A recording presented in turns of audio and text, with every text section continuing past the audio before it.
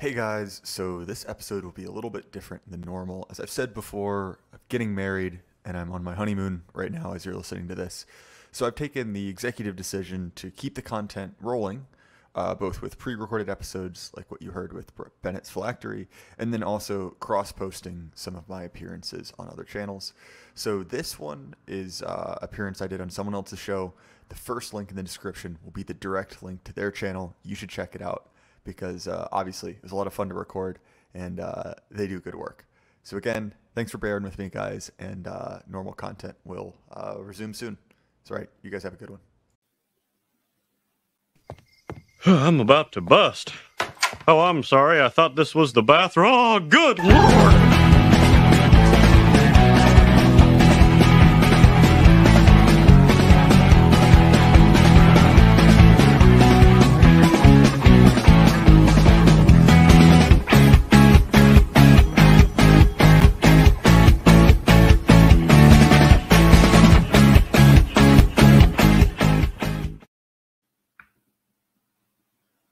I'll try to open the show in the only way that I feel is proper. Let me see if I can pull this off with the sound equipment. Yep. All right, welcome back to another episode of the Longhouse, a show about art, culture, politics, etc., etc., all with a true right Texan perspective today, as we're going to be looking back and reminiscing about the show King of the Hill. As always, welcome back, Luddic Path, my trusty co-host. Yep. Yep. And with us, we have an American representative in the form of Jay Burden. Welcome, sir. Yeah, thank you so much for having me. I'm excited to talk about King of the Hill. Am I? And just take a chug of that beer here. Okay. We're getting some shit in the chat for being late. We'll blame that on technical difficulties. And you know, it's in fashion to be late, let's put it that way. Do we want to talk a bit about our, background knowledge for the show before we get into it, or do we want to just go to current events first, Luddic? Well, I guess we could do like a quick rundown on the backgrounds that we have. I mean, from my perspective, I was sort of vaguely aware that this show existed when I was younger. I'd watched some of Mike Judge's other shows like Beavis and Butthead and so on, but I didn't watch King of the Hill in its entirety until I was an adult, watching it with my wife. So I just watched it canonically from like the first season until the last season. And of course, it's been a while now, but I still think I remember enough to make some coherent comments on the show and have fun with it.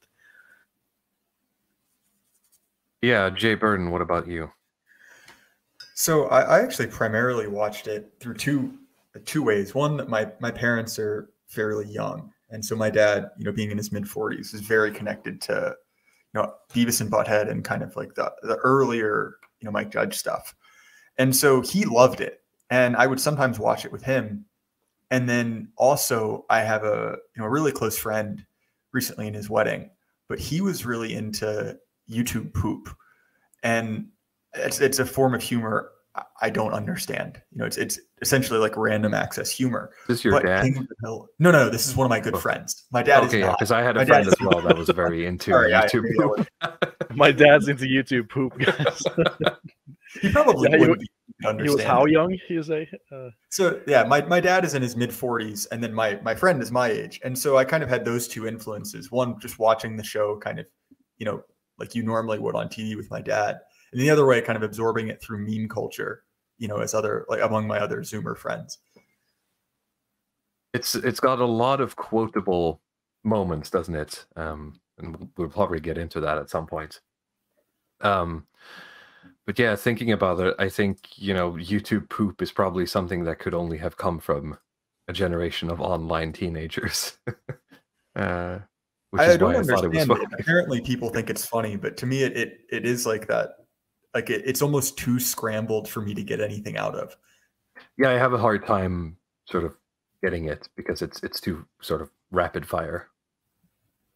It's very much in the time, like with the way TikTok videos are structured now, and like the memes the kids are into these days. You know, they have to be like rapid fire, even though they don't do the poops explicitly anymore. But I think sometimes like these YouTube poops are easier to get into if they have an element that you know from before. I remember watching like Stefan Molyneux shows that they'd cut into these YouTube poops, and I would just laugh my ass off at them. You'd probably laugh at them too. I mean, you know, if you're watching something that's like you don't have any context for what's going on, then it's just noise, right? Right. Well, there's one guy on Twitter I enjoy. I'm not sure if this qualifies as YouTube poop or like that sort of content, but he like recuts Jordan Peterson talks into like these strange rants about like rats or against women and stuff like that. But that's as far as I can go. In the future, those in the future those rants will be indistinguishable from the actual Jordan Peterson videos, I think. Marriott. Yeah, you about like half a second there. I mean, I paid some attention to the cigar stream yesterday, and I pulled down the script to be able to read along, and I was starting to like I read a bit ahead, and it just got more and more confusing. Which is strange because I have read 12 Rules for Life, which is very easy to read. So I'm not sure what's happening there. Surprised by like it was just from a perspective of writing, it was a mess.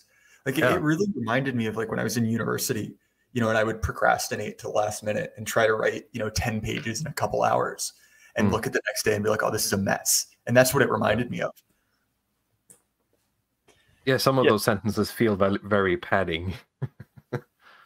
Yeah, I mean, a lot of the sentiments that I had going into, I mean, they were echoed in the chat and by the participants of the stream, like the idea that he sounds like a French philosopher now. You know, he spent all his career, you know, railing against Michel Foucault and Jacques Derrida and all these people, and now he sounds like them, basically trying to just explain simple ideas using extremely complicated language.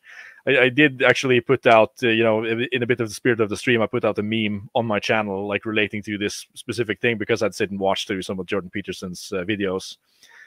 And of course, he's coming out with a book now that's called "We Who Wrestle with God," right? And he's sitting there with some like younger, you know, antsy guy who's just really excited to be there and interview Jordan, and he's talking about, with this book, we're going to go really deep. We're going to go really deep into the subject matter this time, and I'm not holding, you know, with the book you can be so precise, and I'm not going to pull any punches and so on. It's just, and he starts doing this regular babble stuff where it's just going to, you know, the word use is one thing that you pointed out, where he starts talking about the biblical corpus.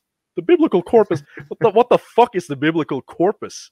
You know, I know there's such a thing as the Bible that has books in it, but it's like I've never heard anybody talk about the biblical corpus before he brought it up. It's just like he might be trying to pull some sort of like Carlyleism by inventing words, but he's not able to actually, because the weird thing about Carlyle is that he invents like a word, but you sort of like in your bones exactly know what he's talking about. He's able to sort of channel some sort of neologisms, I guess that's the term. But I mean, that's only useful if you actually describe something that people don't have a word for already. I mean, there's a name for the biblical corpus. It's called the Bible, right?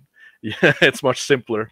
So and he keeps just making up these stories and talking about how deep the book is, and like his quick explanation is basically that he's just going to explain how like the different chapters of the Bible. It's like Joseph Campbell's The Hero's Journey. Like that's real. That's his thesis. Right? That's, you know, he's going to reverse engineer everything. Yeah. Yes. Like, oh well, do you believe in God? Well, that depends. You know, God is described as the voice who calls out in the wilderness to those who are willing to listen. Well, are you willing to listen?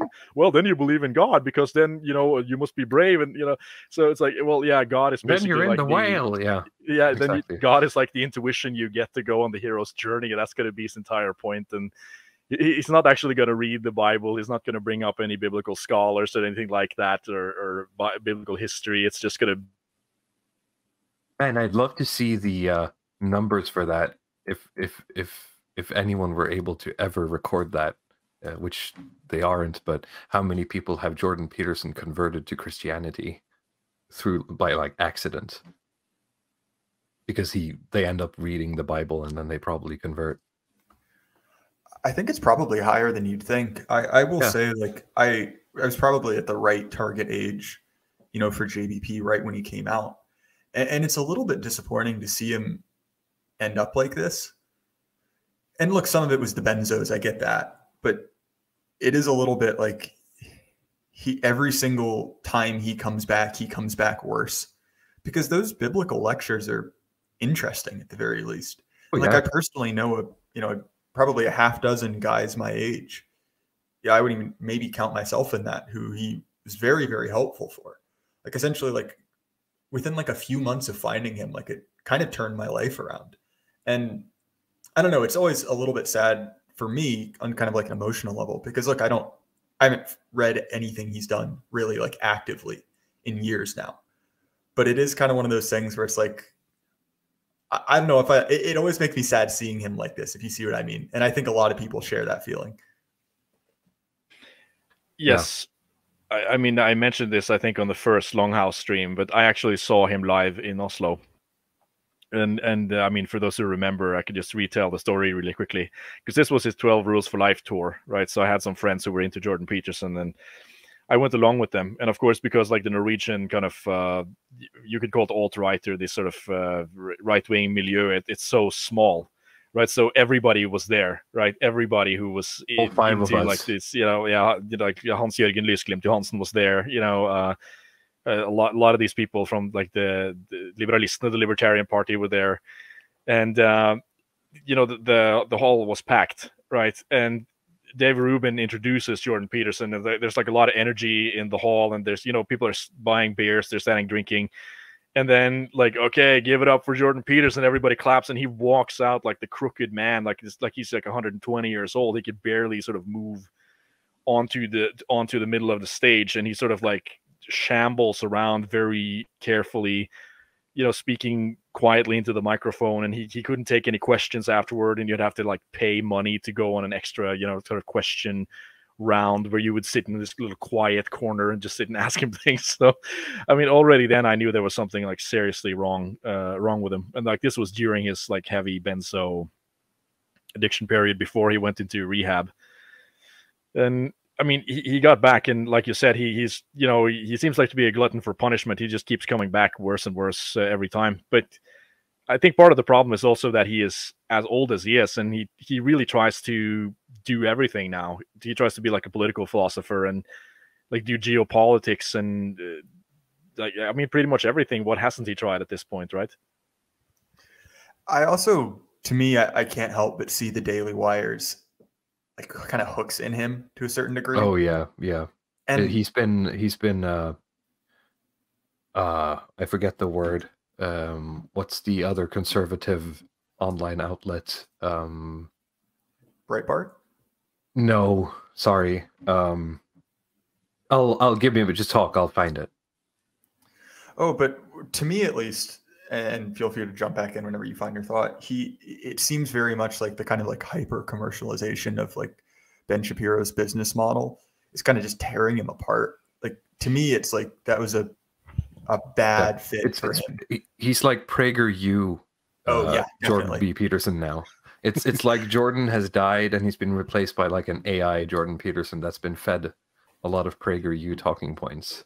Well, my question is that, I mean, is he poor or something? I mean, I'd imagine he'd have enough money at this point to comfortably retire and then just write a book or something, because he's probably being paid like massive amounts of money from the Daily Wire. The way I look at it, it's like the chosen people have acquired him as an asset, right? And they have to sort of milk him for everything it's worth and make him just like come up with these like these manifestos and these speeches that are just, I mean, it's really just like reconfirming the system that already exists, completely neutralizing him as a threat and just spouting their talking points. Why does he sound like the preacher guy from Skyrim when he does it? Anyway, I wish I played more Skyrim. Yeah, I just had a vague memory. He has a weird way of reading off that thing, which is why I ended up trying to read it instead when he does the manifesto. Anyway, well, that's one of the weirdest things about it, is that as someone who's had, not a ton, but a decent amount of kind of like public speaking training, his diction is indecipherable. Like it's so weird, and it's worse than even just like untrained diction, because he's, you see videos of him speaking, And even in his very earliest videos, like he's a very good lecturer, you know, graded on the scale of like college. Yeah, I'd say some of the appeal of Jordan Peterson is, you know, the ability to watch someone on stage sort of live walking through their trains of thought, right? In the way that he does. But that's all just gone, right? Yeah, and he tries to get into territories that he's just not familiar with. Most of his life is just spent on this kind of psychology and a lot of this kind of new age spirituality stuff, and doing lectures to relatively small audiences.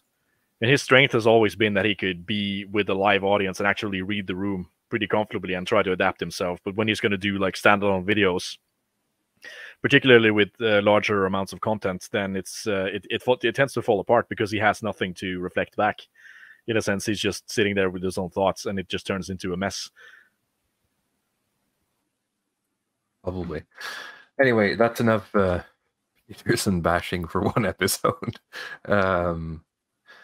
Let's bring up the current events, the other current events, which is our boy Kanye, the new member of the Muslim Brotherhood, who named some people on TV. It was during a Tucker Carlson interview, if I remember correctly. Let's see if I can find. Do you want to play the video, buddy? Nah, we don't need to play any videos on this. I assume most of the people have seen the interview now. It's still fully available. The thing is that, I mean, you know, Academic Agent covered so much of this story already, so there's just certain things with the Kanye thing that I'd like to touch on. I mean, we talked about this previously, Walrus, how a lot of these Norwegian so-called like right-wing outlets have just not covered this thing at all. Like, I think the mainstream newspapers have spent more time actually covering the stuff that Kanye has talked about than something like Document.no and Reset and so on. It's quite embarrassing when you get something like this, even with the, you know, the DEFCON tweets and so on. I mean, that Tucker Carlson interview is basically getting, if you are on the right wing, this is like getting red meat served on a silver platter. Basically, you can just kind of repeat the stuff that he said on your news outlet to talk about these points, whether you want to talk about like this kind of like white, some kind of like white nationalism, white well-being topic. If you want to talk about the media and negative media influence, you know, you want to talk about the JQ or like anything really of body positivity or something like that. You have so many opportunities when like the biggest rapper in the world comes out and says these things, and then Tucker Carlson brings him on. So it is kind of like two of these big characters that are coming out and endorsing these ideas, and they're just choosing not to cover it. It really tells you like the degree of Con Inc. You know, these people are on, I think. Yeah.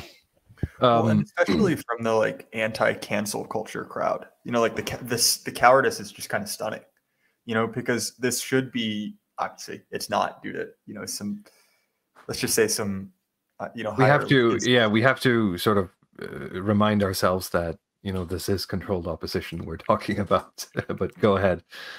Well, no, I agree. Well, I'm saying that it illustrates that very neatly, you know, because kind of within their own internal logic, like, oh, this is the, you know, this is exactly what they want. You know, they want a celebrity. They love specifically like diverse celebrities, which is why I think that you saw the initial like rush to Kanye, you know, when he was going on about like Dragon Force energy and wearing MAGA hats and all that. But then it's like, oh, the higher loyalty kicked in and it's done. And not even just it's done, like they're going to oppose him. They're just not even going to pretend he exists. And to me, like, that's the thing where it's like, okay, these people aren't your friends. They're not. Yeah, a like, stronger power signaled to them that, you know, this wasn't allowed. Exactly. And so don't expect anything else from them. They've shown you their true colors. And I think for a lot of people, and this is something I've been trying to take from, you know, people like Oren McIntyre, is that I think it's really easy for us to, you know, like, okay, we've learned that lesson and move on. But one, if you don't act like you've learned the lesson, you know, like people always saying like, oh, I've moved on from Moldbug. Well, no, you haven't. You know, you keep making the same mistakes. And I think that you see that not necessarily like naming names, but in kind of like people like us and people like slightly to the normie side of us, you know, who keep essentially like like saying like, oh, like based Tucker, like, oh, based Fox News, they're gonna like pull one over and they're gonna be on our side. And then you see stuff like this, and it's like, all right, like stop waiting for them. Like they're never gonna do it. Yeah, and the thing is that you don't even need to think about it like, oh, Kanye's our guy or Tucker's our guy. It's just, okay, somebody kicked the ball into your court, right? What are you going to do now? You've been given an opportunity to sort of talk on a certain topic, and you're not taking it. Basically, you're just sitting there, letting it fly by. I mean, with this stuff, they covered a lot of these on the AA stream. They covered a lot of the things that he was talking about. But it's just a few things that that weren't covered that I thought was interesting, because I've been paying attention, to certain like black celebrities now, and the way that they're kind of, I wouldn't say having an awakening, but some of the ones that are a little bit more based, at least from their perspective, and how they look at the world. And like, the stuff that Kanye is describing in this interview, I talked to you about it, Walrus, is that it's basically like the African American cathedral. Yeah, I was going to say, like, it's the same thing using black words. Yes, I mean, but if Moldbog is talking about that we have, the New York Times and Harvard and Yale, they just exist as this kind of consensus-making apparatus to make everybody walk in lockstep. Then, like, as Kanye explains it, like for black people, it's basically like the Gap and Nike shoes that are now just like these suits that exist to make black people have the same same opinion on everything political. And if they want to participate in the arena, they have to hold the line on all of these talking points, and if they don't, then they're just going to be selected out. It's that's one point. And the other thing point that happened today, by the way, is that JP Morgan kicked him out. So the bankers have literally made their move when it comes to the Kanye question, by the way. Yeah. Interesting, but it's seemingly predictable. And the other thing he was talking about was the because AA has been talking about the sort of Lizzo stuff, and like that's the America versus Europe thing, and like why is America promoting basically 120 kilogram black women and so on. But I mean, like from Kanye's perspective, and a lot of these Black Panther types, they don't see this as like black people being promoted. He used the term black genocide, basically. Both with the promotion of like fat black people in magazines, and also with abortion, which of course he does have a point. I mean, it's very easy. The same point as Richard Spencer does. Yeah, that's what I said. It's like black genocide. The media says that it's not happening, and Spencer says that it is happening, and it's a good thing.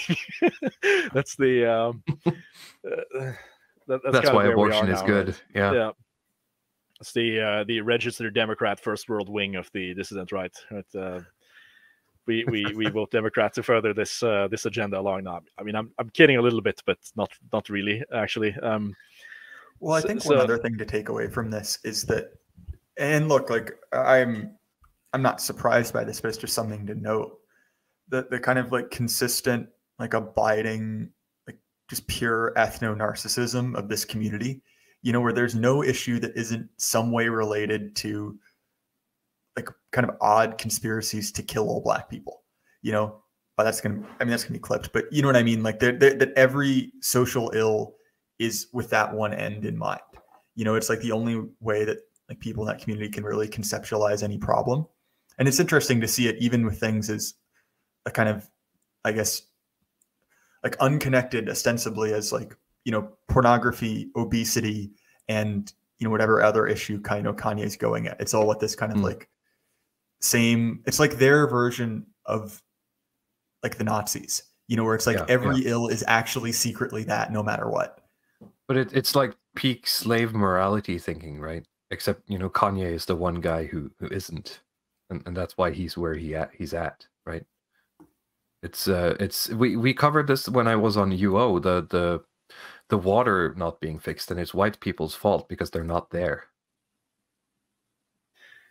Right? Yeah, I mean, I've noticed this too. Many people have commented on it. I mean, with the black community, the sort of inability to create anything in terms of ideology, in terms of philosophy or art or something that's not about them specifically and their interest. Which, of course, you'd think that's, from our perspective, that's kind of like, oh yeah, based, friend-enemy distinction, self-interest, and so on. But they're not doing great. we kind of have to admit that, you know, it's not worked very well for them. If you look at the United States, I mean, I think Kanye in a sense does have a point where, you know, they do have the most abortions. They're not, as far as I know, they're not growing demographically. You know, the replacement is happening because of immigration from like other countries. It's not I mean, like they the were native, doing great yeah. until like Martin Luther and Lyndon B. Johnson. Oh yeah, of happened. course. When we had the 1950s conservative values, and they were growing at 1% per year to welfare. I forgot. Well, I mean, it's better than they're doing now, right? Okay, yeah. Actually, yeah, I believe it. Actually, I'm going to believe that. I haven't looked too much into it. There's a great book by, and I realize he's a little bit of a normie-con figure, but that being said, I haven't found a convincing argument against him. That Thomas Sowell wrote in the 80s, and it was essentially called Civil Rights and Narrative. I was going to mention Thomas Sowell, yes. Essentially 20 years after the Civil Rights Revolution, he's basically looking at it and he's like, well, did it work? And it was interesting because he grew up in essentially like a working class black family in Harlem, which is to a certain degree kind of an oxymoron now. But his essential point was like, not only has this not worked, it demolished what forward progress had been made. And so, look, I'm not going to try and get into the argument of like, oh, well, would things be perfect? Like, would essentially the black community have transformed into, you know, like cheery, happy, like essentially like, you know, a Mayberry style, like Andy Griffith community? I'm not really interested in getting to that. But I think we could say that almost unequivocally, it would have been better. You know, I mean, I think the big thing is that it's sort of, in a weird way, it destroyed their chance at building their own culture, which is why, you know, Kanye is talking about Nike and the Gap, which, you know, isn't black by any, you know, measurable metric, right? But that's what they worship now. Because, and I think that Dave, the distributist, was right about this when he basically said that, like, say what you will about the real origins of jazz, but if jazz is black culture, it's kind of the pinnacle of black culture. And I think that you could say the same thing about jazz and also kind of like other parts of the, you know, the Harlem Renaissance. Like one of my favorite novels is The Invisible Man by Ralph Ellison, I believe. And it's a very well written novel, you know, and I don't mean to say that to come across as some kind of like, you know, like soft shit lib, but you don't see anything coming out that's that introspective anymore, you know, and that kind of flame of culture has been kind of just smothered in its crib. And this is a broader point that I like to speak on because I lived in the ghetto, you know, for a year. My girlfriend worked at a terrible school. She was a teacher there. And my point is not like, look, these aren't my people. It's not my job to fix them, quote unquote.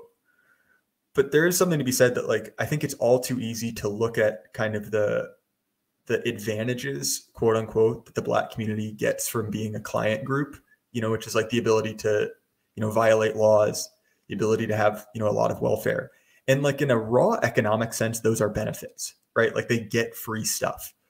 But that is not the type of life you want. And if your entire vision is to essentially set up a system where there's just Gibbs for white people, like you're going to see the same type of degradation. It's not a stable sort of strata of society, right? It's not something to emulate in any way. It's perfectly said. I mean, because their community is just a complete ruin. And if you ask the question, I mean, would you have the roles reversed, right? If you just reverse the roles of white people and black people, I think most people would just say no.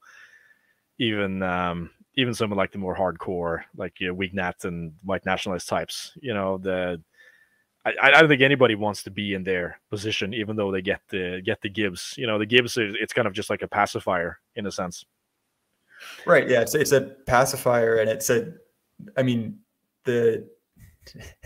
and sorry, I realize this is a delicate topic, so if I'm hesitating, it's because it's for the sake of the channel. Sure. Yeah, I'm trying myself to limit the Fed posting. Especially in the South, right?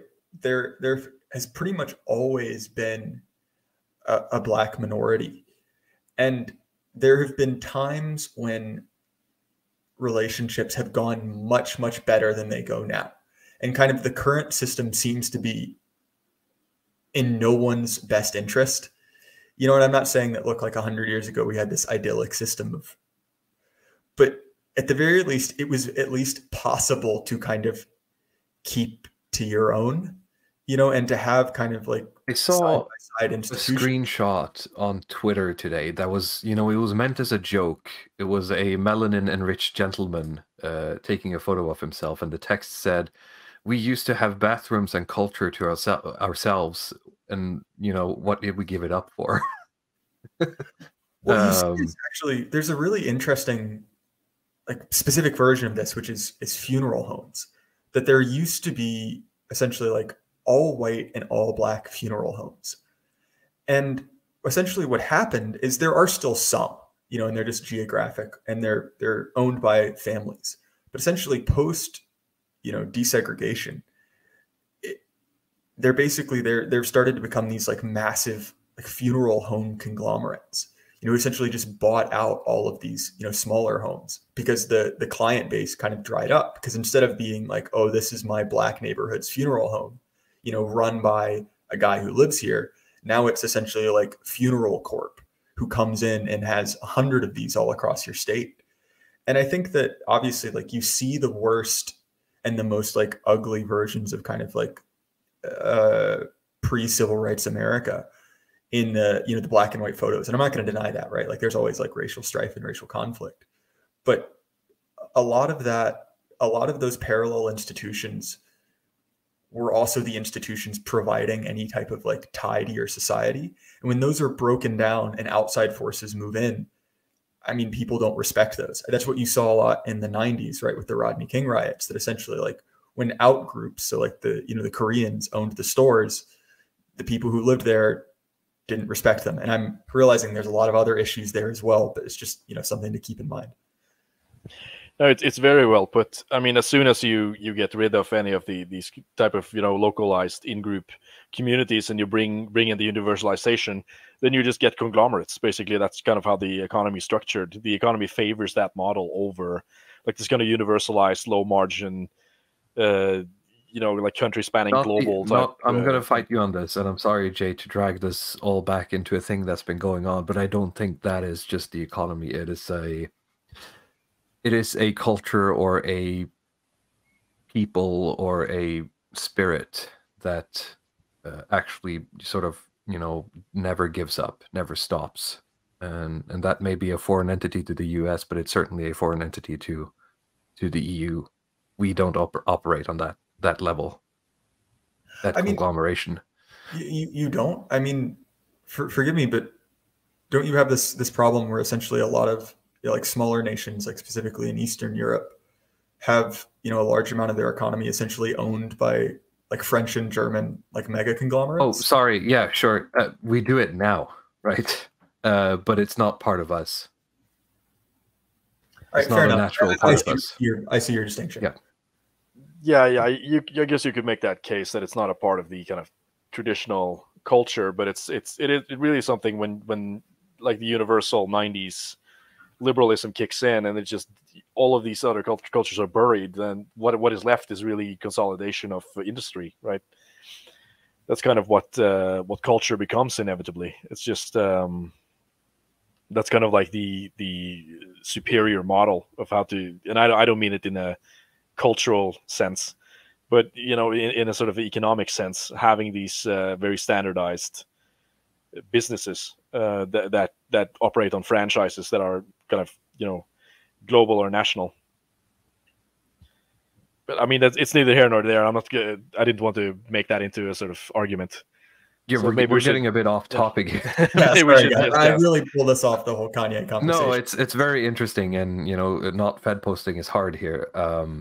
But it's important to remember that I didn't ever believe that Kanye was our guy, and I'm not about to start believing it now. But as Ludwig says, if the ball's flying into our court and none of the people who say they're on my team are running for it, then at least I have a metric to use to know who's actually on my team.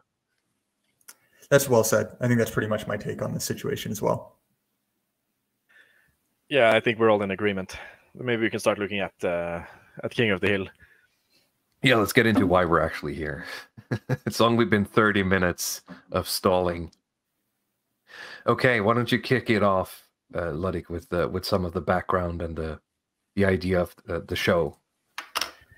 So yeah, King of the Hill is one of the longest running cartoon sitcoms, I think, in the history of like any show ever. It started in the 90s and ended in the like the 2010s at some point. So it's created by Mike Judge, who's also the creator of shows like Beavis and Butthead. I think many people know Office Space. Bill Lundberg, there's a very sort of iconic character. Idiocracy, he's created Silicon Valley.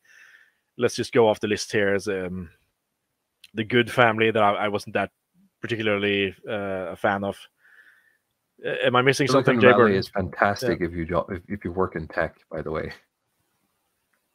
I mean, I like almost everything that Mike Judge has produced, and part of the reason is that he is a bit of an outsider in the this kind of Hollywood show business game, where he is. He was born in New Mexico, and he has a sort of a background as a physics major who went into a type of engineering job and then just did animation on the side, and was able to get featured on some of these film festivals with some simple animation that ended up becoming Office Space and these other shows. And like I to be honest, a little bit in the spirit of the against ideology video from AA, like the reason that he is, I think he is better than a lot of the people in show business, is that he's not one of them. Like, and I think people know what I mean. Right.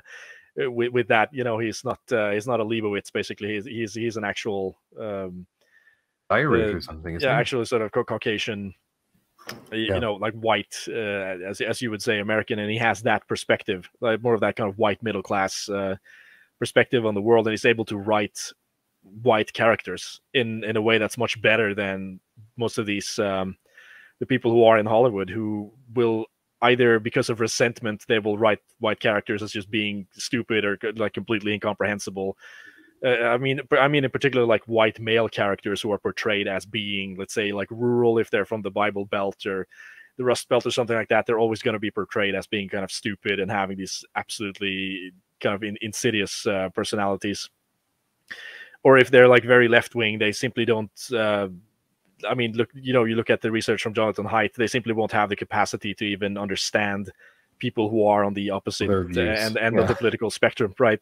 Yeah. So, but this guy is very much, he's different from that, and that's why he can write characters, say like Hank Hill and his friends, who are actually sympathetic, Texans, right? That being said, it's interesting that he's been able to survive for as long as he has. Well, he's remained completely apolitical, right? He doesn't want to talk about his politics in public, and he's very if he has a power level, then he hides it, right? I think he understands that if he wants to be able to continue making animation and writing films and so on, he has to kind of shut up about what he believes and just try to kind of like South Park has done. Yeah, do this kind of like fire at everyone and never show up to interviews, so no one can take you on anything. Well, always do. Interesting, because there's a subgenre of, because I actually looked this up because I was curious if he made any comments on politics, and there's a whole subgenre of like bottom feeding journalists who are essentially trying to read in politics to King of the Hill, and they're kind of like oh, is King of the Hill really a conservative show? And so there's like a whole like a soundbite, yeah. Oh. Did we lose you? I wonder if he fell over or something. But all right, yeah, that would be interesting. Hopefully he's okay. Yeah. So that's but I mean, reading into we'll get into that as well, like the politics of King of the Hill, and of course I have to say that like this is a conservative show. Mike Judge will deny it's a conservative show. I mean, he said that like this is a populist show. He said that along with Greg Daniels, who's like the co-creator. Which in reality, Greg Daniels is not really the co-creator. He's produced the show, and he added a couple of characters like Luann Platter is there, like Hank Hill's father, Cotton, being the way that he is, and the fact that like Dale Gribble is like a cuckold was basically that's the contribution of Greg Daniels with a sort of an asterisk at the end, right? I mean, his Wikipedia doesn't outright confirm that he is in the tribe, but it's sort of like Leibowitz. He's married into, like, it's just Leibowitz all over the place.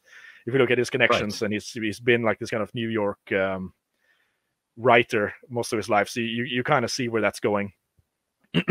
So I think a lot of the more subversive add-ons that needed to be in this show for it to be accepted by, you know, the higher ups in like the Fox network and so on, were contributed by Greg Daniels, but like the actual heart, in my view, like the conservative heart of this show is from Mike Judge. And like I said, you know, he's just said that this is just a populist show about common sense, and that's something we'll get into. But in my view, if you make a show that presents both sides equally, and you present conservative characters as being humane, reasonable, and being likable and having understandable motivations, that is sort of de facto, in the world we live, a conservative show. Do you agree? I agree. Anything true is right wing. That's well said. And I think too, it is, because I was talking to my roommate about this, and he's a casual fan of the show, and also has a more rural background than mine. Like, I'm pretty, middle class American. And what he was saying is it's probably the last show chronologically he can think of that portrays like middle America or rural America in a positive light, and so whereas that might not have been, at the start of its run, a necessarily political statement, by virtue of those people becoming, the quote unquote deplorable class, I think it has become politicized. And I realize that sounds like awful, like, BuzzFeed talk, but I think it's true. There's something, like, much like you said, like, because it is true and it speaks well of a certain demographic and a certain kind of like political block, it is almost de facto become political, and by that I mean conservative. Right. I also think the show was kind of lucky to end in 2010, right? Because things just got worse. A lot of people talk about how they want King of the Hill to come back on the air and stuff. I feel like those people don't understand like any of the subtext going into this show, and looking at how the show would have to because this show has always been very topical, right? I was going to say, yeah. I can't imagine hearing Hank saying something like, "Now, what the hell is a Gamergate?" Yeah, I mean, that the arc would have to be like Bobby moves out of the house and becomes transgender, and then Hank becomes a Q-tard or something, and he shows up on January the 6th. I feel like that kind of an arc would have been inescapable for reasons that I'll get into later, in terms of how like the kind of the spirit of the character Hank Hill is created. Well, just a few. Yeah. And you hear this a lot when people talk about like comedy, like, oh, you couldn't get away with this now. I think you really could not get away with this show now. And I don't mean to say that in like, oh, like things were so good in the 90s, like you could say anything. But I mean, the joke of a character like Dale Gribble, like that character is no longer, at least in American society, like a stock joke, like, oh, your crazy uncle who talks too much about politics. Like, that is a insurrectionist, that's a domestic terrorist. Mm-hmm. And so I think that the things like that would have been kind of too problematic, quote unquote, to continue. Yeah, it's very well said. And I think that, the trajectory for most of these characters in this show would have gone the same way, to the point that they would have either been insurrectionists directly or sympathetic towards that worldview. But I mean, looking at some of these, some of the labels here on the bullet board, I came to think about like Arlene. That's the town that this is set in. That's like a fictional Texan town. That's sort of it's based on Austin, I think, Austin, Texas. Arlen, Texas. Yeah.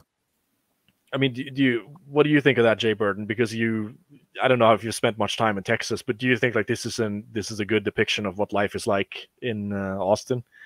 So I live roughly 2,000 miles away from Texas.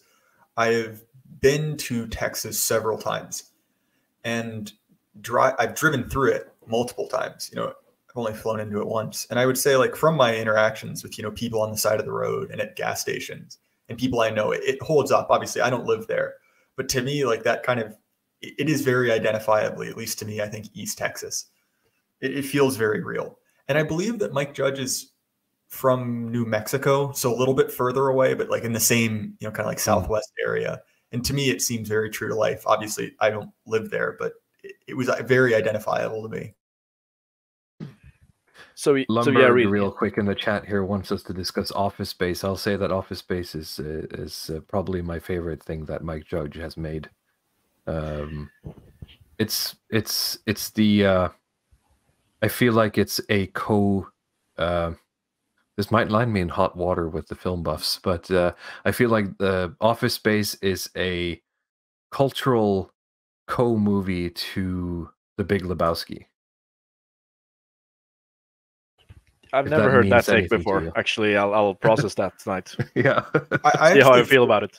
I fully believe it. So my dad is my reference for this because he was kind of coming of age in the the mid to late 90s, and so when I think of kind of like the the Mike Judge Mike Judge creations that I have the most relation to, that's one of them. And watching that with my dad and watching like his other favorite movies, The Big Lebowski, both of those were linked in his mind. So I feel like you could find some kind of, I guess, like some kind of productive discussion there. Yeah, it's one of those. They're both. I mean, it's in multiple ways. Maybe this is an entire stream. Take a chug, everyone in the chat. By the way, but I mean, not just in structure, but also in a lot of the. There's something about that 90s feeling of out of time sort of thing. I don't know. I can't put my finger on it. It's just in my head. These two movies sort of fit together. They form a complete thesis together. The theme of those but I can't movies, tell you what that is. What's that line from Blink 182? Like, work sucks, I know. Like that is kind of the essence of it. That a lot of these standard middle class jobs, they just completely suck, and you should try to get out of it while you can. And it's very Gen X-y. Well, that's what I was going to say. I think that The Big Lebowski is the self-conception of Gen X, and Office Space is the reality of Gen X. Yeah, that might work. Yeah, that might be it. And they're both also movies that are kind of on the trajectory of a lot happens, but nothing happens as well. Like nothing really changes, except in Office Space he gets a lot of money, but he doesn't change really. There's no character development. No one changes. Sure? Things. I'm pretty sure, yeah. I mean, how I remember Office Space is that the main character is like stuck in this office job for this financial tech company with and then he girlfriend ends up stealing money from them, right? But then he's I'm going to go live my life now.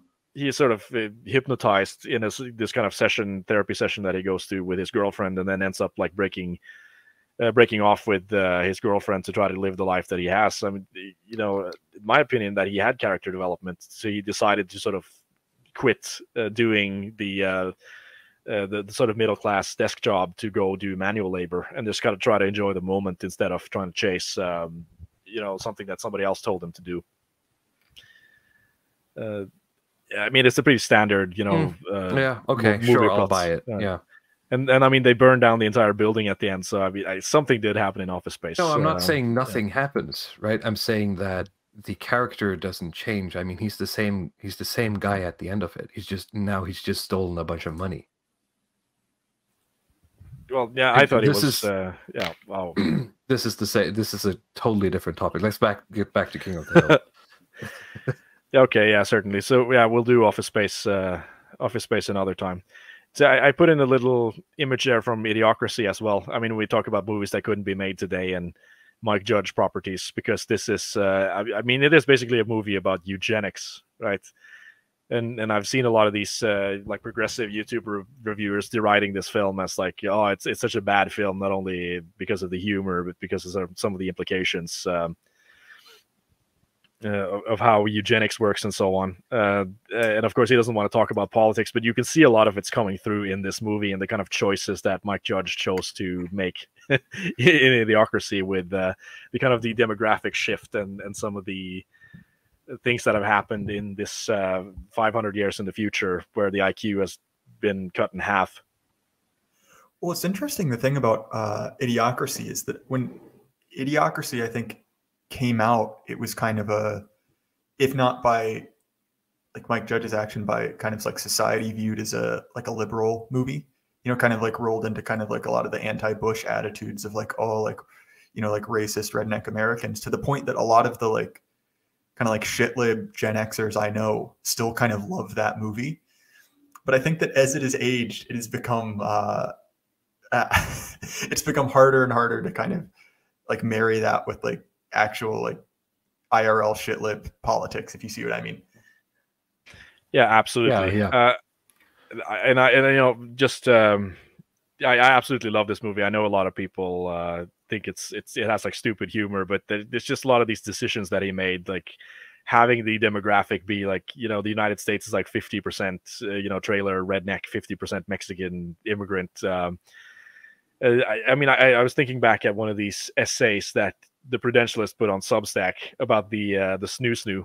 I think you linked it to me, Walrus, like the kind of shape of women now, where it seems like all of the women are really large, and the men have become like these sort of small, twiggy men, and how that kind of reflects the new gender dynamic. And that it kind of made me think about this movie a little bit, because there's this there's a scene where they're doing the rehabilitation, quote unquote, where the main character is kind of like set to be in this coliseum and drive around this car to be kind of run over by these larger, like gladiator type vehicles, and they bring in this character that's called Beef Supreme. That's like this main gladiator superhero guy, right? And he's also supposed to be a heartthrob, so he sort of like plays to the audience and he winks at the audience, and then the camera pans over to the audience to see like the women who are kind of swooning over him, and like all of the women are like these fat Mexican women. Yeah. And it's just like it I feel like it just says so much about how he thinks the future would be, and how like spot on it's been in terms of the demographic development. So yeah, Idiocracy stream in the future. Take a drink. Hey, get ready, Zoomers. You can be boy toy to fat women. That's your future. Perfect. Right, but if we flip the slide, so we can get more into the characters. Yeah, let's do that. Now we have the hills here, and I put out a poll about 15 minutes ago asking, is Hank Hill based? And it's sitting at about 60% yes, 40% no in the chat. So what do you guys think? Jay can go first. Maybe we'll assert that at the end once we get through all of it. I actually think so. I'm going to go with yes on this, and I'll preempt I think that a lot of the no's are basically being like, oh, like he's propositional nation, like America, kind of like the grill pill, basically. Yeah, exactly. Yeah, but I think that puts Hank Hill from 1997 and places him in the world of 2023. Like this is fundamentally like part of what's so attractive about it is it really is about a different world. It is pre-Obama America. And that was a really different world. Like I remember it well. I kind of grew up in it. And so like to me, the people like Hank Hill that I know are that I would say they kind of fall into the type of people who shouldn't have to be political, kind of like the normal everyday Joes who really don't have anything to do with politics, who work kind of like real jobs. And I think that it's like this weird mental illness to demand that everything you like and every person you like essentially like regurgitate your like esoteric right. And I'm not saying you guys, but you're like esoteric right politics. And so to me, like, and maybe this is me getting a little over emotional about it, because I know like half a dozen guys who are just Hank Hill, which is part of the reason I love this show so much. But to me, those are the kind of like good people who should be like in an ideal world thriving and unconcerned with politics. And I think that this show kind of shows a window into a time when they could still do that. And nowadays, Hank Hill would have to have a position on Gamergate and January 6th, as we talked about earlier, and Right, that just exactly. wouldn't work. He would be listening to Rush Limbaugh and posting Facebook memes. Yeah. Yes. I mean, I'm just gonna give my take really quickly. I think you did a very nice job covering a lot of my sentiments, Jay.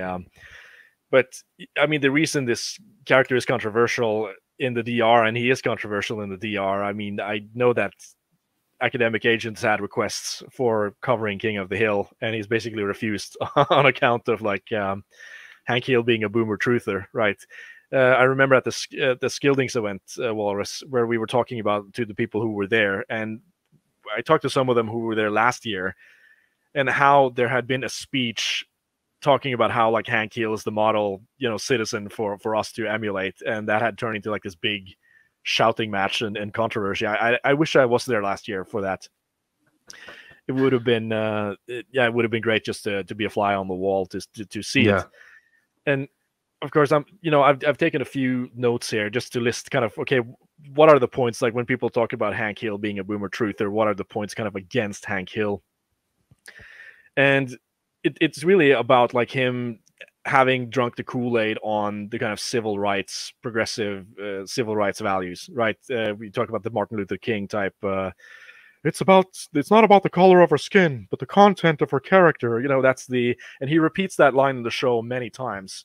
There's an episode in the show where he's sort of concerned that his dog has become racist because of him, right? Because he has a black repairman in to check his hot water tank, and his dog attacks the repairman, and because he's black, then there's this big drama that comes out of that, where everybody thinks that Hank is racist, and he has to bend over backwards to prove that he doesn't care about race, he's colorblind, and he's eventually able to prove that, right? So he sort of he keeps just kind of harking back to these truths, even though I think he's you'd think that he's old enough to remember schools being desegregated when he was alive. But of course, Hank's age is disputed, because he was according to the executives, he's actually supposed to be 32 years old in the show.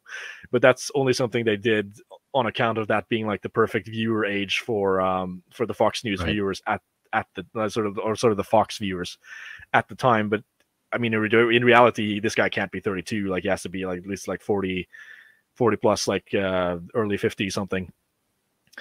And of course, that's the kind of points against, okay, why is Hank not based? Because he keeps kind of clinging on to this center right, boomer con colorblindness. But I will put the point in his favor why he is based, because the writers on King of the Hill, they were basically instructed to read a book by Philip K. Howard. That's this lawyer type that's called The Death of Common Sense. And they were just basically told by Mike Judge that The Death of Common Sense is the book that's going to kind of define the spirit of the project of Hank Hill in the show. And what that book is about is really, not in the language that we use, but if you apply the language of, say, James Burnham to the content of that book, it's really about how the United States is becoming gradually more managerialized through the legal system, and how everything has to be processed through some court, even if it's something as stupid as two mothers disagreeing about what kids should be on the swing, right? It's everybody has to be litigious, everything has to go to the court, and everybody's suing everybody else. And they think that the courts are some kind of supercomputer, perfect software program that's just going to solve all of their problems, where it's not actually possible to make sovereign decisions as an individual, or to use common sense to solve problems. Where he's, the author is sort of advocating for we need to sort of try to break down some of these laws and start going back to just having the individual make the decisions for themselves. Which that is something that is inherently based, but it doesn't stop there, because, okay, this book was released, I think, in the 90s, but this author has continued to sort of release things up until 2001, where he released a paper, this legal paper that's it's called Progressivism Leads to Paralysis, or something like that, where he just argues that all of these problems that he talks about, the kind of over litigiousness about Americans, it comes from this sort of progressive worldview and the progressive politics going back to FDR. So in my view, that means that the arc of Hank Hill, if he's alive to 2001, is basically to this kind of Christopher Caldwell Age of Entitlement, actually understanding that yeah, progressivism is actually bad, you know, and taking more of this kind of nuanced dissident perspective. And I don't know what you think of that, but like that's my argument for why I think like Hank Hill's actually kind of based. I think you're at least very, very spot on in the sort of analysis of the character, and I think some of the, you know, the dynamic that makes the show good comes largely from Hank being in like 90% of the situations he's the straight man, and he's also the main character, which is unusual for these types of shows. And I was going to say it, but Nordhuger in the chat basically beat me to it. He says, he's a good-hearted medieval peasant who's been thrust into techno-modernity and is over his head, but he's trying his best. And I think that flows well with your idea of common sense, Ludwig, that we live in a society today that requires a lot more from people who do not have either the want or the faculties to care about it or make those decisions. And, you know, we made it everyone's business. Exactly, and like you said, Hank he's more of like this kind of working peasant type, where he doesn't have the big picture thinking that's required to think about like geopolitics or any larger ideas regarding it. All he can do is try to keep the barbarians at bay, like try to keep order, and that is like most of the episodes in King of the Hill. It's some type of conflict where Hank has to try to maintain order against the kind of progressive pause that just keeps floating to the surface. I mean, just as an example, there's Hank Hill works at Strickland Propane, and there's an episode where he has to hire a new employee because they lack manpower. And Hank doesn't, he gets several applicants, and he gets a qualified female applicant that he doesn't want to hire because she's too attractive. And he's sort of afraid that he's gonna cheat on his wife, or he's gonna be tempted because they would develop some type of office romance. So he chooses to hire the male applicant instead. But of course, the applicant is the drug addict, right? He's like this completely useless, addicted guy who just makes a mess of things in the office. And then so he has to turn around and try to fire the guy, and that would be the common sense approach. Okay, we hired this guy by mistake. He doesn't belong here. He can't do a good job, so we have to fire him. But then, like one of these, bureaucrats, that's Anthony Page, the kind of redhead glasses social worker guy, comes in and says that, well, I mean, if the company has more than 10 employees, then you're subject to a different type of laws, and you have to do this and this, and you can't actually fire the guy because there's all these civil rights that are protecting him and so on. So they have to hold on to this kind of like drug addict employee that can't do anything because of the laws. And that's where you get the perspective, like the common sense against the kind of encroaching managerial law structure that he's always fighting against in this show. Well, I think that one of the other things that we kind of talk about in these circles is essentially that there are things that you kind of need to have on a cultural level that aren't rational, that are kind of pre-rational, and you don't really want to or need to get into the weeds of kind of defining them. And specifically, I'll quote the rug merchant here and say that civilization is indescribable. Well, yeah, I agree. And one of the things that is a constant running joke, because admittedly it is a funny thing, and I know people like this. There's a kind of a trend of middle Americans who are so prudish that they essentially cannot even say like anatomical terms. There's an early episode where Peggy Hill has to teach a class, like fool herself into saying right. And you see the same thing continually with Hank Hill and Luann, where he's like so focused on being proper that he gets mad at her for dressing immodestly around the house or putting their laundry in the same hamper, which is on one hand like kind of silly, right? And it's played as a joke, but that kind of like deep. One of the greatest early jokes is, I think it's when he has to go after his mother for something. Like his mother has like ran off with like an RV or something, and Bobby wants to come along, but then he like taps him on the shoulder, like holds him on the shoulder and says, "No, son, tomorrow is garbage day." And then Bobby gets this like duty look in his eyes and does almost like he's like seconds away from giving him like a salute, because he understands that I have to take out the trash, I have to be the man of the house when you're gone. And it's this sort of this sort of approach to your surroundings that that is required to build a society, right?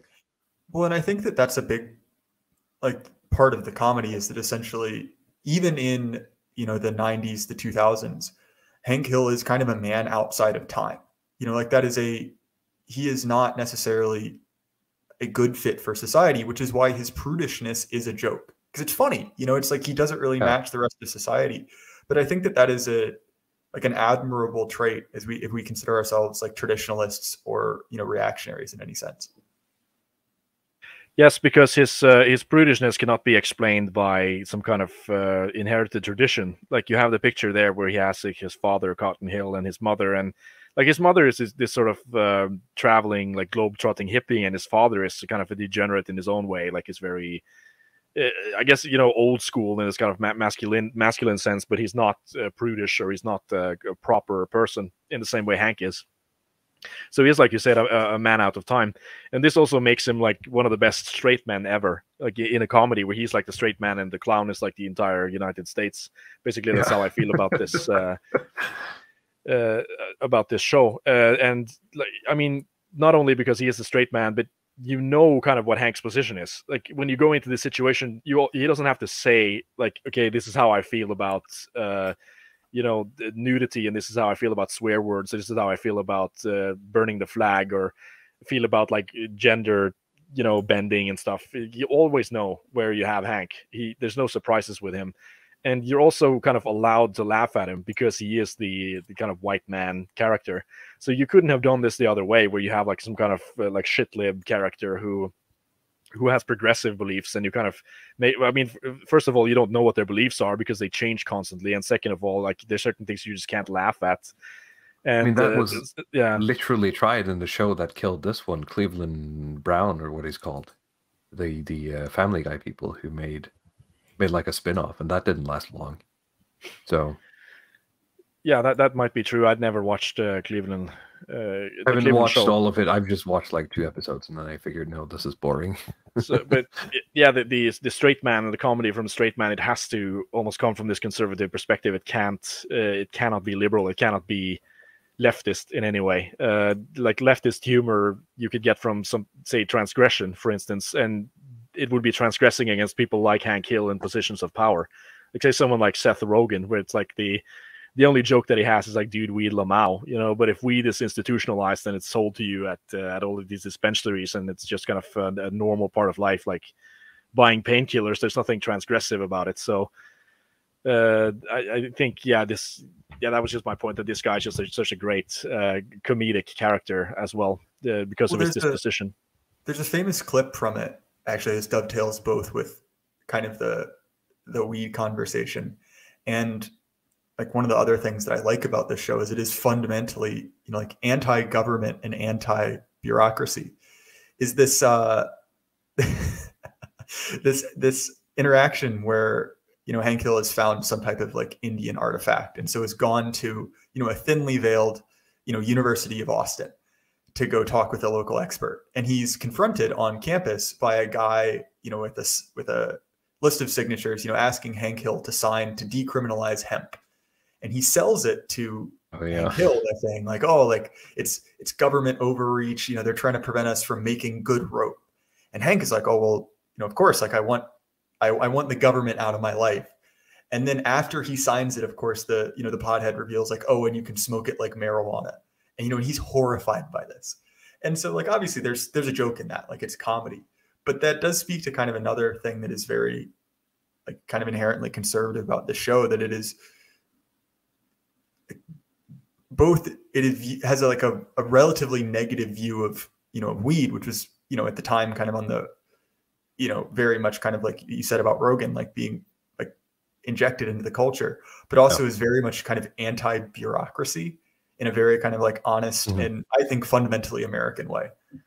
All up until the later seasons as well. I remember there's one episode with this like diversity guy coming into Bobby's school and sort of like grifting himself into, oh, you need to do a diversity check on your school, right? Even though the school has like literally no metric problems that they can really be be held accountable for.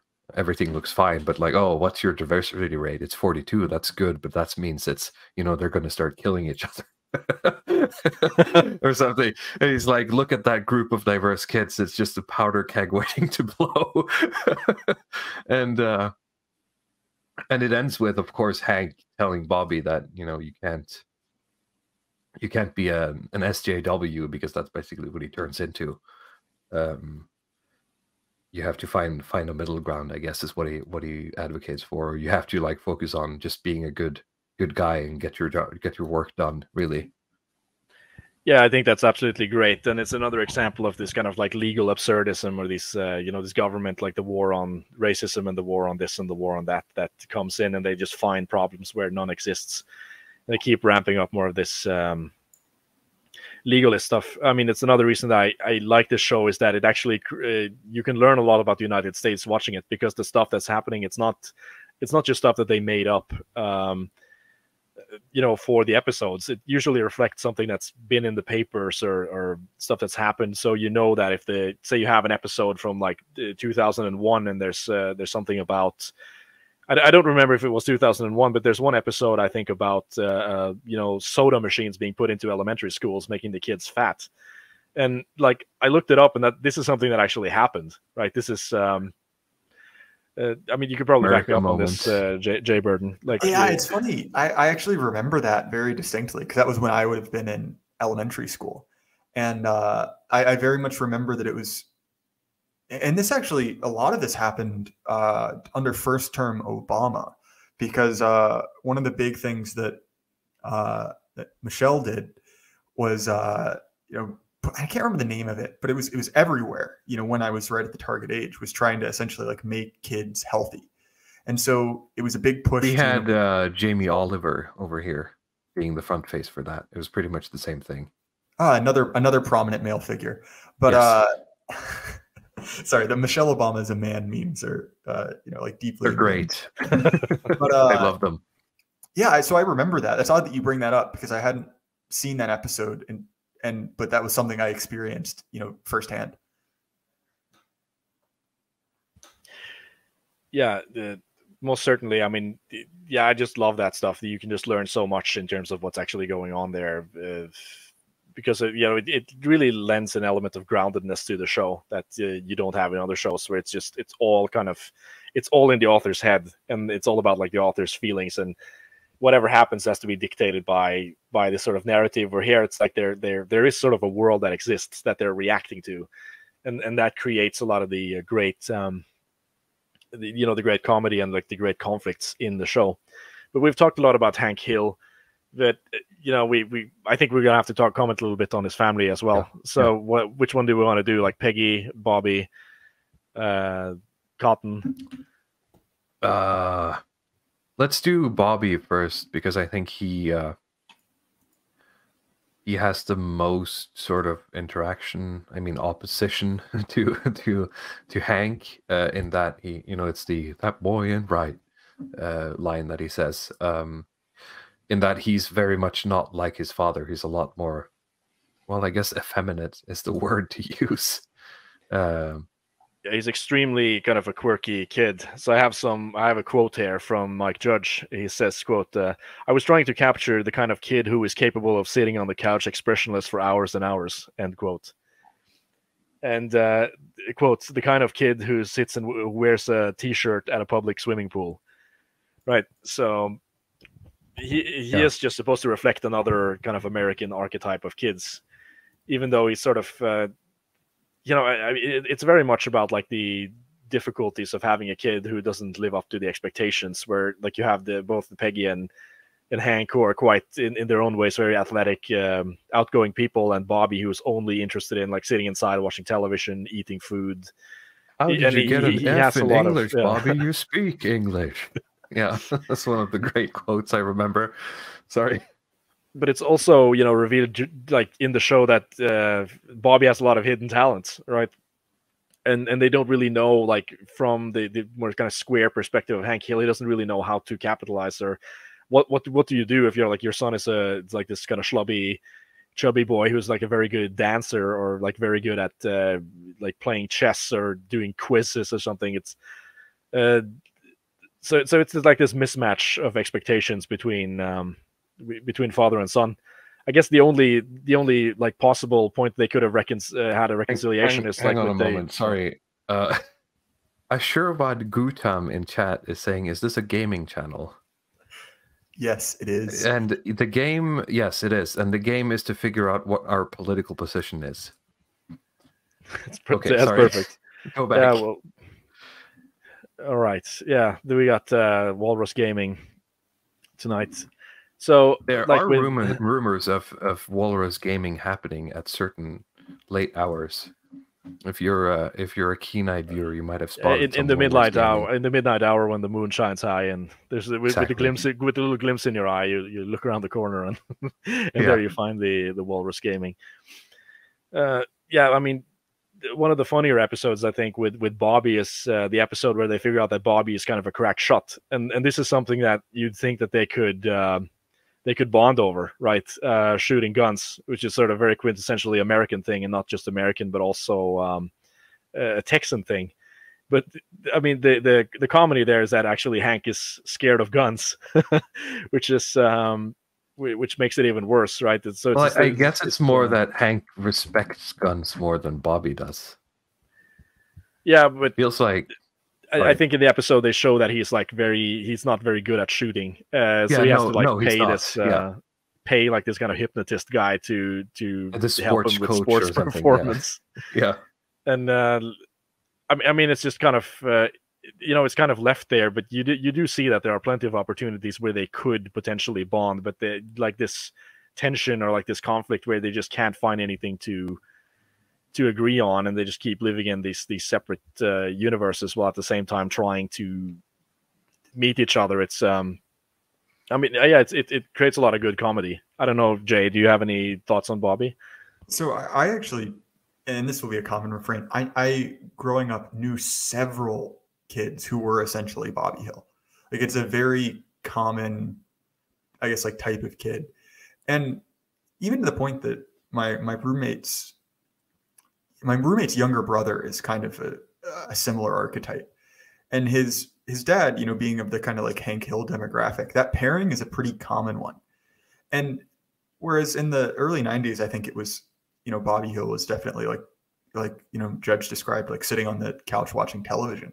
I think you see it now kind of on the internet, so people my age who are kind of like raised by the algorithm can have a very difficult time relating to kind of their older Gen X, younger baby boomer parents who are, people like Hank Hill, like very analog kind of real world people.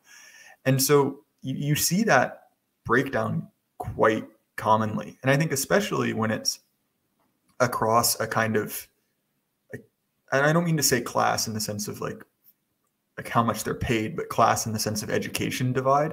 So for a lot of people, like as college degrees have gotten more common, whereas their parents might have been high school graduates or trade school graduates and worked kind of blue collar jobs, like selling propane or, farming, things like that. Their children, even as adults, if they went to school or have more kind of like digital careers, you see that same breakdown. And so it really is describing a pretty big disconnect in kind of like rural and suburban America. And there are a lot of people, even if they're not like literal Bobby Hills, in the sense of like a pathetic, like, kind of comedic fat child, they were that kid in 1997, and so it really, again, is describing something very real.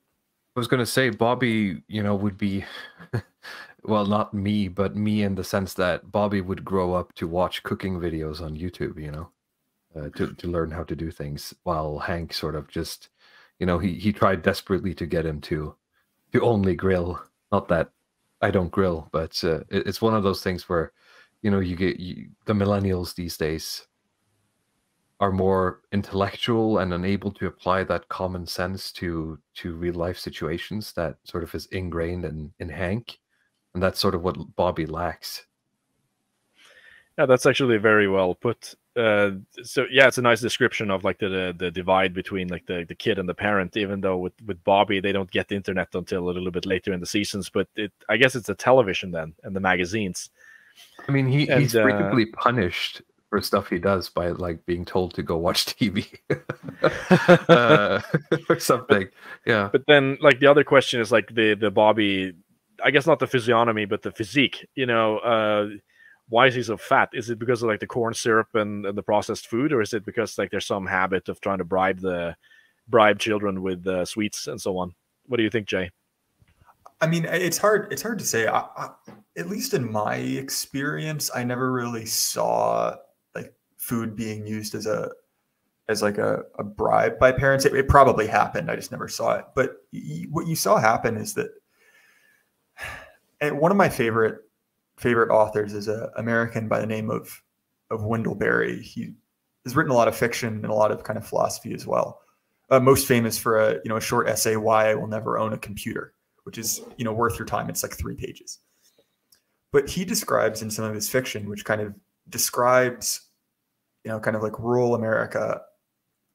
What he talks about is that there were kind of like patterns in rural America that were like kind of developed to fit a different time and place. So specifically, right, like during the Depression, a lot of rural Americans are hungry often. And so they kind of developed this relationship to food where you ate as much as you could get. So I see this in my grandpa, right? He's an older guy. He was raised by children of the Depression. And then this attitude that like, no matter what, you clean your plate, you don't leave anything to waste. And, when kind of food quality in America was higher and food was more expensive, like you could kind of get away with having a certain relationship to food, but as the food in America has gotten so cheap and so unhealthy that a lot of people who essentially used to just eat until they were full, but it was real food. And so fair enough. Like maybe if you looked at working class guys in the 70s, they might've had a little bit of a beer gut, they might've been a little bit overweight. But that relationship to food, where now food is like an active choice where you have to say like enough is enough. Like a lot of those people just never had to act that way towards food. And so that's where I think you see a lot of the like massive obesity in rural America. And I'm not going to say that's what Bobby represents, but there a lot of the it gets to the point where it's that what's it called, like second, you have third world and then you have second world, like you see South America where the bad food is cheap, so if you're poor you're overweight basically. Yes, no, exactly. And I think that there's this kind of like idea that the bribe paid to the American middle class and American working class was essentially, it was cheapness and quantity. So like, oh, you can now buy, what would have been luxuries when you were a kid. You can buy like a cheap knockoff version of that for 1/10 of what it used to cost. And so whereas, and I know a lot of people like this, they're the kind of like tradition of frugality, that was like, oh, you're always hunting for a deal, that made a lot of sense when there was a lot more material privation. Now that leads you down the line of essentially, and this is what like one of the other great like things in King of the Hill is Megalomart, right? That leads you to these like big box stores where you can buy essentially like mass produced Chinese crap and full of essentially like corn syrup. And it's this case where it's much like the rest of King of the Hill. It's like people who are kind of out of time and their instincts are no longer kind of like well suited to their environment. I mentioned cooking videos, and there's this guy called Cooking with Jack who's like the source for a lot of ridicule online. But he's genuinely the guy who will make food based on like, oh yeah, I found like this 5-pound bag of American like pre-shredded cheese, right? Which is the most disgusting thing I ever seen. And he's going to make food based on that, and everything he makes to someone who's used to higher quality ingredients is just absolutely disgusting. But then considering that, to quote unquote most Americans, that's what they can afford, that's what they get, right? Well, and you see it, and I see someone in the chat saying this, that because I was fat in high school, and I I ended up actually. This is one of the other reasons I have a attachment to Peterson. It's essentially like I got started on Jordan Peterson and lost like 65 pounds over the course of a summer. And I got like That's super great. motivated. Congrats. And oh yeah, thank you. And it like changed my life. But a big part of the reason that I got fat was never that I was like, a binge eater or like super into, like food culture even. It's just the default portions in America and the default relationship to food will make you fat no matter what. And so Bingle had a comment there. Can you bring that up, Walrus? The meal portion? Yes. Well, the meal portion thing, I remember from when I visited the US, my dad and I asked our servers at some point, just because we were curious. Like we did this multiple places because the portions are so huge at restaurants. Like, are we? Do you expect us to eat all this? Basically, was the question. And the servers usually said no. It's like an expectation that you get a doggy bag, but this might be certain types of restaurants, right? That's true, and that kind of varies. And then again, a lot of it is just that, like, and this is a big class distinction now. Essentially, like in the U.S., like one of the stereotypes you hear from Euros about Americans is that essentially all Americans exist on the extremes. Like Americans are either super fit or super fat, and there's very few people. Everything is bigger in America, is what we say. Right? Yeah, there's a huge gap, and that's partially true, but a big part of that is class. And so in kind of like my social class, which is kind of like the lower rungs of the laptop class, like the PMC, there are still people who are overweight, but it is a very strong social stigma. And so like in any other time, like your class is like a big signifier is diet. And so it's weird because in kind of like higher end universities, like, universities that I either went to or lived near, like even the parents, like no one is overweight. But then you go to kind of like the Walmart down the street, the IRL Megalomart, and the only person who doesn't, have a BMI of 30 plus is 15. And so it is odd, and the kind of like, and I think that's one of the other reasons that, like, I mean, you look at Hank Hill and Hank Hill is overweight. Boomhauer's, every one of them's got a gut, and that is very kind of like, that is true to people like them in the real world. But it is that sort of old school gut, though, isn't it? It's not the hyper obese. Yeah, it's the beer gut, which is that is like what I was saying. Like that's the kind of like the working man of the kind working of like class guy. Yeah. He has a little bit too much. He has a little bit too much. Beer on the weekends, and he's not super active. And he's not super active on the weekends. Maybe he works a job that sort of offsets the worst of it, right? Like he has a physical job, but he doesn't work out, so it ends up sort of falls to the gut.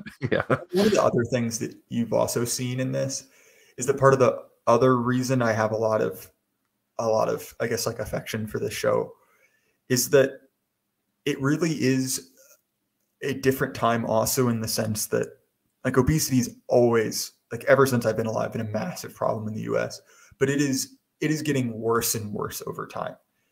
And the kind of like a lot of rural America that you see in this, it isn't like rural, like they're all on farms, but it is a more like rural show. It is the people who live there are becoming kind of like more and more like debased and depressed. And so even though there are things in this show, like, like times are like money is, in a certain sense scarce, like there's not, there are people who are, you see a lot actually in this, the start of kind of like the drug problems in rural America. Like there's a lot of episodes about like crack or things like that. But those trends have only continued. And so even though the world of King of the Hill is not necessarily idyllic, by comparison to what you currently see in places like where I live, which was where a lot of the, like the opioid crisis and now like the meth crisis have been really like, kind of like ravaging the communities. It seems idyllic by comparison. No, I believe it.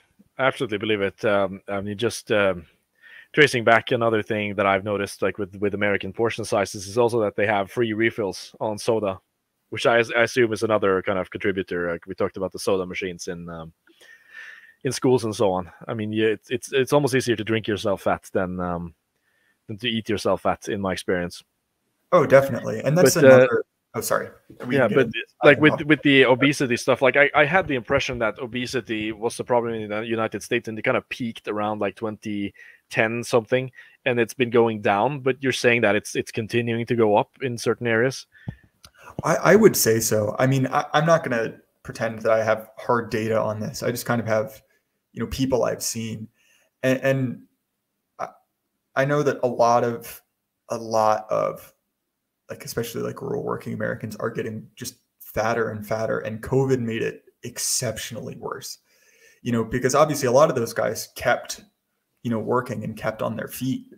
But really what you see a lot is that people are still working hard jobs and they're overweight, and it's just destroying their bodies, because they're just putting a ton of strain on it. So people like my grandfather's a great example, and he stayed, and I kind of feel sympathy for him because he stayed thin while he was smoking.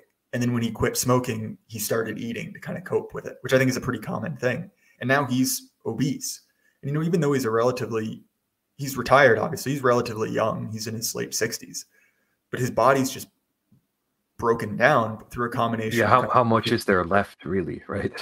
I mean, nothing. Like, all of his joints are gone. His heart is in terrible shape. And admittedly, a part of that... You just sort of become like you work all life, you eat like shit because that's all you have access to, and then you sort of just become a liability on the healthcare system, right? Yeah, and I think that that's one of the other things is that a lot of this show is, and I don't mean to just continually like narcissistically talk about my personal experience in America, but that's why we have you here. Yeah, that's why you're here. One of the things that I do like about this show is that it kind of speaks back to a culture when taking from the government was viewed with a lot of suspicion, and it was a very like low social status activity, and you still see that in a lot of rural America, but less and less over time. And it's kind of shifted, and you've seen this shift, and part of it's just game theory, right? Like if the other person is just like smash and grab, like I'm going to get mine, if you don't also assume the same attitude, you're going to lose out. But I think you've seen a shift from kind of viewing government handouts as a kind of like low class or like undesirable to take, and you saw a bunch of this rhetoric during the Obama years, like, oh, I don't want to be on welfare. Like being on welfare is like this super shameful, like embarrassing thing. And then whereas, now it's much more like, well, I'm going to get mine. And, and some of that is very interesting, because that is something that's in my experience still alive here in Norway, right, Ludwig? I mean, I'm going to get mine stuff for that. It's shame associated with government handouts. Yeah. My dad even used it when I turned like 16 or something, or 17 or something. He basically told me, like, you're going to have to get a job, or because you have to pay me rent if you're going to keep living here, if you're not going to study right now, right? Yeah, I think it's so you got to get a job, or you're going to go get welfare. And I'm not going to have a son that gets welfare, so go get a job. Yeah, no, there is still basically the message that I got, right? A stigma around that, and I think in a healthy society there should be a stigma around that. Like repeating what we've said previously in the stream, like in a healthy society, people like Hank Hill should thrive. You shouldn't be punished for being Hank Hill, right? This is like should be like the dominant strategy for how people survive and thrive in society. But yeah, now it's basically, things are just getting worse. And I mean, with the electricity prices and the interest rate increases and inflation and so on, I think people are being more kind of, okay, I'm just going to take whatever I can get, right? I've taken that attitude as well. It's like, okay, if you can get some money from the government, you just take it, because they're the ones who are creating all these problems anyway. So just take money from them. I don't know if you have the same attitude, Walrus. I do pretty much, yeah. So I think, I mean, this is very interesting, but I think we have to push through. I have to be that guy, and because we have a lot of characters to talk about. Okay, we'll try to be a little bit quicker. Peggy Hill. Also, in the chat, be nice to Ashurwad. He doesn't know what he's gotten himself into.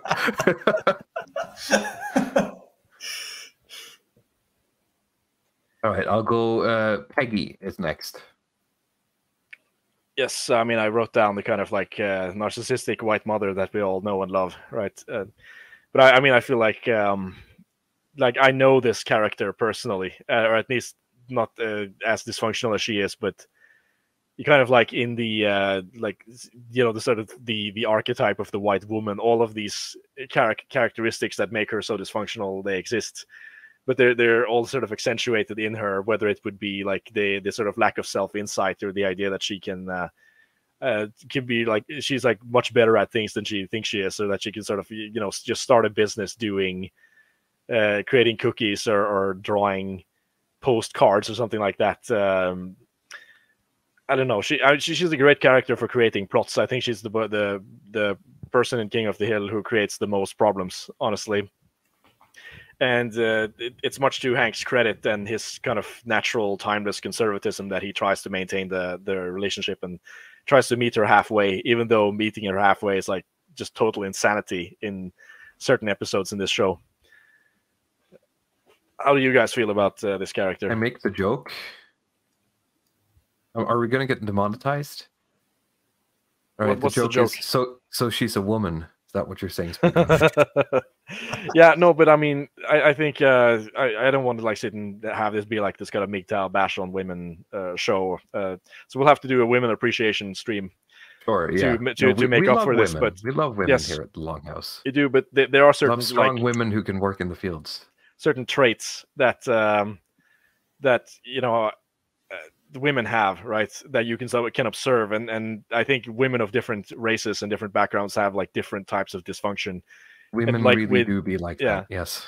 But like with white women, I feel like Peggy Hill is just all of the like typical white woman dysfunctions she has, like every single one of them, and they are like hypercharged, like this kind of like slightly bipolar attitude that she has.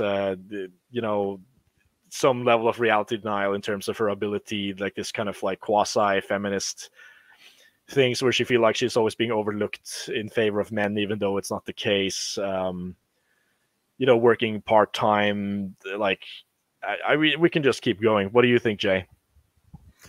So I like the character of Peggy Hill because and this is a broader, I guess, thing I like about this show is that she's obviously a ridiculous character, right? Like that she has these kind of like character faults and character foibles, but they're never fair, as most characters beside Hank Hill are in the show. Yeah, no, definitely. I mean, just to clarify. I don't know. There's kind of it never comes across to me, at least, as like mean spirited. It's kind of, it is a type of person that exists. And again, like I said, I'm going to say again, like I know dozens of people like her. And again, like it's just the show couldn't be made because, and I think about this in relation to a show like, and obviously this is, get your fedoras out. Like he would go like full on, Vax. He would have like 7 face shields and try to force Hank to wear it. I feel it. Oh, really? I feel like she'd be like a Pizzagate type, but oh, really? Oh, yeah. Well, yeah, maybe. I know like southern women, and it is very much like keep your hands off my kids. You like satanic lizard person. Okay, yeah, I can see that angle too. Okay, never mind. Maybe you're right. And maybe it's just me projecting again people I know, but I think that it both come from kind of like the core, like negative. It's the same Puritan element. Oh, right? Yeah, definitely. This could swing both ways, right? But it would either be keep your lizard hands off my son, or you should wear 7 face masks. Yeah, there would be nothing in between with this character. Yeah. Sorry, continue. If you had no, not at all. I mean, that's pretty much my piece on it. Is that it is a kind of an honest look at kind of like negative, female traits that you can't do in comedy anymore. Like if this were, the modern show, she'd be the like, the unfulfilled, perfect woman who had to marry Hank, had to like marry down for Hank Hill. Whereas this one, there's a certain part where it's like, and then one of the other things is Hank and Peggy are kind of like equally yoked, and to a certain extent, they were kind of like high school sweethearts who made good. you know, in that idea that like they are kind of like a real couple in the sense that they are, you know, they're from the same background, they're from the same like social group. And that's that kind of like positive normalcy is not something you really see anymore, specifically in Yeah. culture. And the way she sort of takes her role as, you know, wife, mother, homemaker, etc., seriously. Right, exactly. And At some point, she actually sort of like lectures Hank on it as well. I don't remember the context, but I do remember she's like, I do, you know, I do the cooking and I do the cleaning and I don't complain, but that, oh, sorry, you know, that has certain expectations of you or something. Right. And like, okay, fair enough. Maybe it comes across as a little bit, you know, unreasonable. But again, like one, she's a woman, and two, that kind of like unspoken social contract, the idea that like Yes, there are different expectations for men and women, and both sides have a kind of an end of the bargain to hold up, I think is a message that is in this show and is very rare in like American culture, period, and specifically American culture made, I guess, like this late. Yeah, every other show that you would consider quote unquote contemporary with King of the Hill would by this time have been sort of converted into progressive mouthpiece, right? Just look at The Simpsons. Exactly. And like these two characters are both more conservative than I think the regular person would have been at, say, in the 1997 or in the early 2000s. Like they still have a lot of that Puritanism.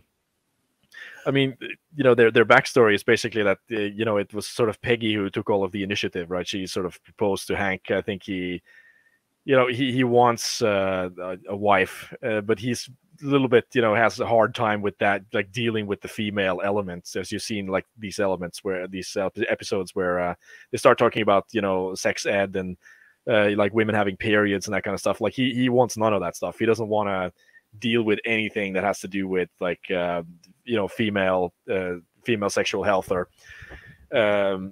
like female sexuality, anything that has to do with that. He just wants kind of that's just like a woman's thing, you know. He's just going to be over there doing his kind of manly good old boy shtick, and the woman's going to have to deal with all the woman stuff.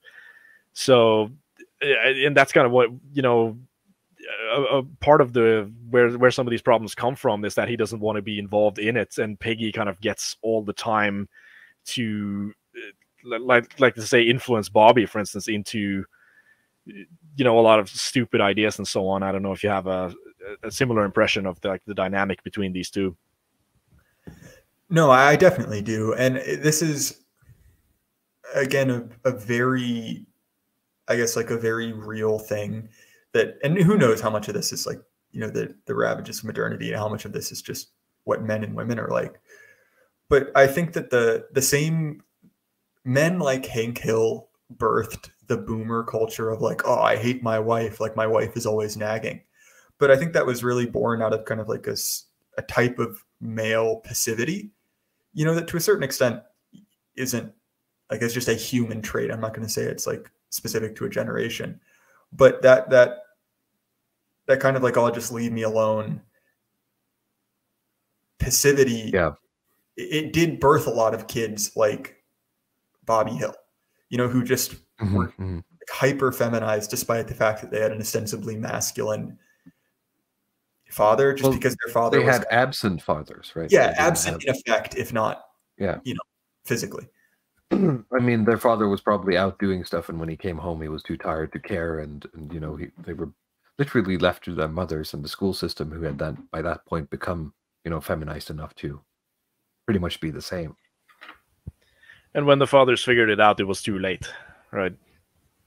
I mean, another funny thing about Peggy, just jumping from one thing to another, is like the complex she has about her feet size, where she has what is it, like a size 47 or something in American shoes. And it's just like this recurring gag where she's insecure about the size of her feet, which are genuinely large. This is also a thing like you couldn't do now, I think, with like a female character in like in anything really. It has to be, it all has to be like perfect female characters they just have like the the kind of complexes and insecurities because of society, right? It's nothing. It doesn't Yeah, they have reflect to figure reality out in how any way, to right? girl boss themselves out of it. Exactly. Yeah, perfectly put. All right. Well, I think we've covered a lot. We're getting to Luann and a lot of the Trailer Park Boys later. Sure, Should we we'll just move on. Yeah. Do you want to comment a little bit on Cotton Hill and Oh yeah, his father, his mother? Yeah, the grandfather.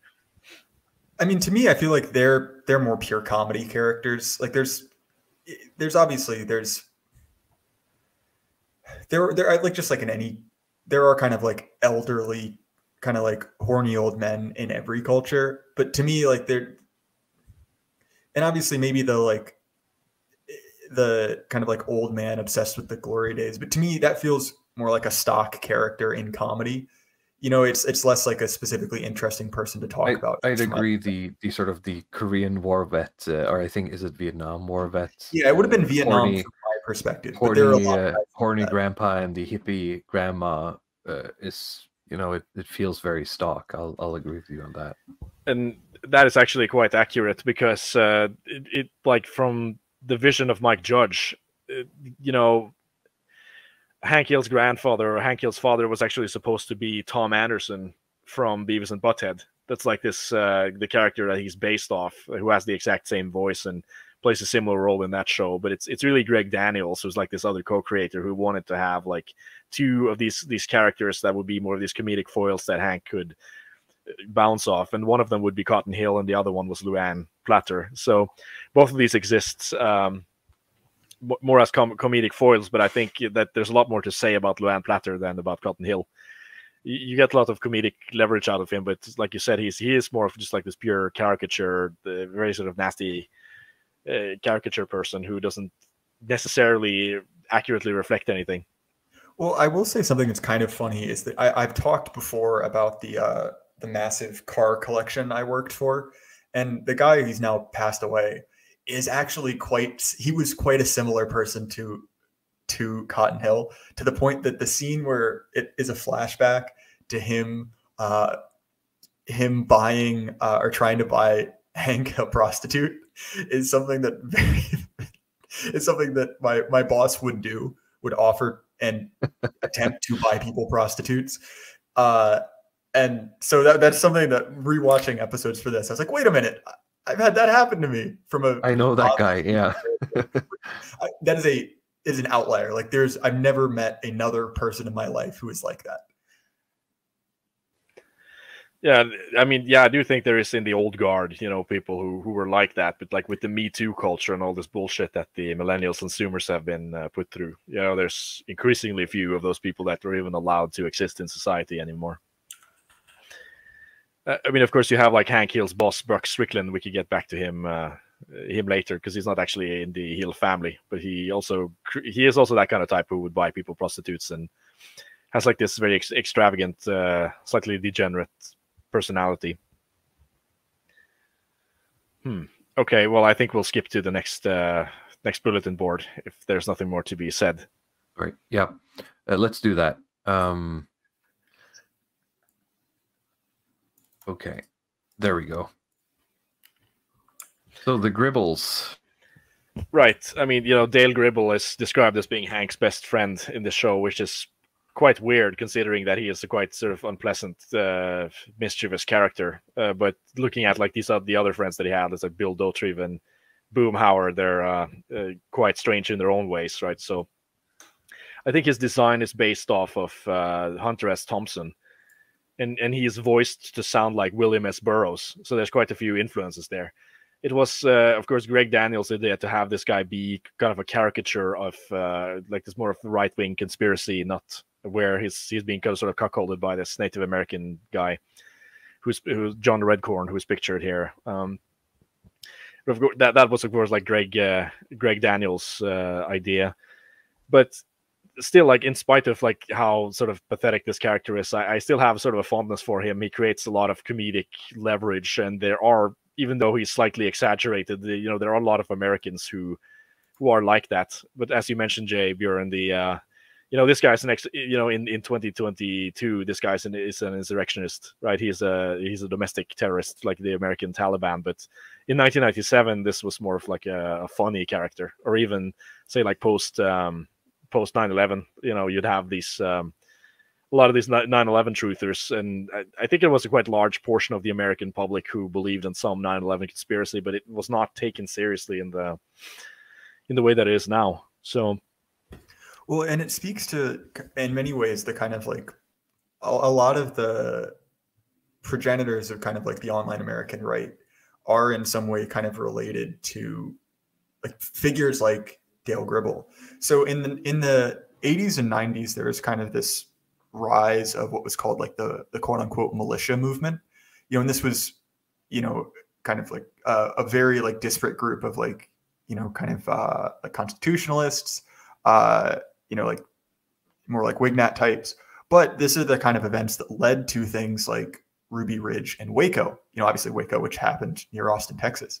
Yeah. And so there was kind of this whole conservative subculture of characters like Dale Gribble, and that was to a certain degree related to figures like Pat Buchanan and, Rush Limbaugh, who is kind of like the premier like American conservative talk radio host. And so like as someone who grew up in a like conservative red America, the figures like Dale Gribble, and specifically like also like the gun club where they go to take Bobby shooting, that Dale Gribble's a member of, those are very real places, and less so now as kind of, like time has continued to march on. You mean like the homemade thing he's got going on? No, specifically, I can't remember, but there's the episode, and it's been a while since I've seen it, where, it's discovered that Bobby is a crack shot, and they go to like the Rod and Gun Club. Yeah. Okay. Yeah. Never mind. Yeah. Yeah. Those places are very real, and they all look almost identical to that. They're all made out of like horrible plywood and have like pinup calendars from '87 on the wall. Right. But my point is like this is an archetype, and it's obviously played up for laughs. But I mean, there are half a dozen people like this that I am friends with, that I know, and a lot of it is in like a certain way is obviously related to people we would view more positively. Real quick here, Glow in the Dark for $5 says, one of the best episodes of King of the Hill is when Bobby ate a 72-ounce steak while looking a vegan in the eye out of spite. Yeah, that was a great episode. Like I said, Bobby has a lot of unconventional talents that they do get to display, even though it doesn't lead to any bonding between him and Hank. But so with like this Dale Gribble character, what is interesting is like the amount of conspiracies that people like him can seemingly stack on top of each other. I was listening to JB and your interview with the last one you had with Prudentialist, and you talked about like how you love the American boomer con basically, and they had they live in their own sort of ecosystem where they just believe in every conspiracy they can find, and they find some way where they can sort of make them work. They all connect together into one mega conspiracy. Connect, where it's like like you said, Barack Obama and Saddam Hussein are related somehow, and they're from Mars, and that's what landing was faked and so on. Dale Gribble is a character that I like, not because I want to be Dale Gribble or I like think he's a particularly admirable person, but just because like figures like him are kind of like harmless and amusing, and a lot of this comes from, especially with like the boomer conspiracy stuff, like people whose heart is kind of genuinely in the right place. They feel their like way of life slipping. They see that the country that they grew up in is changing, and they've never really again adapted. So they still like have this kind of like credulous nature that leads them to kind of like insane conspiracy theories. And I don't know, as much as I like recognize that they're incorrect, I can never really bring myself to hate those people. Yes, because the core is something sincere, right? They feel that something has gone wrong somewhere along the way, right? And then they sort of try desperately to figure out what it is. But I think they get limited by their situation and their generation and their worldview, right? But of course, with Dale Gribble in this show, he's not presented in a way where he's like just trying to hold on to the old ways. He's a bit more of like an open character. If you look at this sort of 5-factor model, where he's very interested in learning about specific topics, and like that's how he spends most of his time, right? Just reading weird books, magazines, listening to police radio in his basement, and just to make a living, he has like this bug removal business. That's like the Dale's Dead Bug thing, which is the thing that I wanted to ask you about, J. Bjorn, is this seems to be like a very kind of prevalent model of business, or something that recurs in the United States, where people can put up these single proprietorships for bug removal businesses. And of course, you have bug removal in Norway, but it's usually by like larger companies, and it's a lot more formalized. But yeah, tell us a little bit about that, if that's something you know about. So we definitely have bigger companies that do that as well. Like there are any number of firms that do it, but a big part of it is that so much of America is so, I guess, like wet and humid, that there are places where, like rot and weatherproofing is essentially like, it is a almost like yearly part of your life, like specifically like there are areas which if you don't have someone coming to exterminate bugs, essentially you could lose your house to termites in a matter of years. So that's another part of it, that the demand is just huge.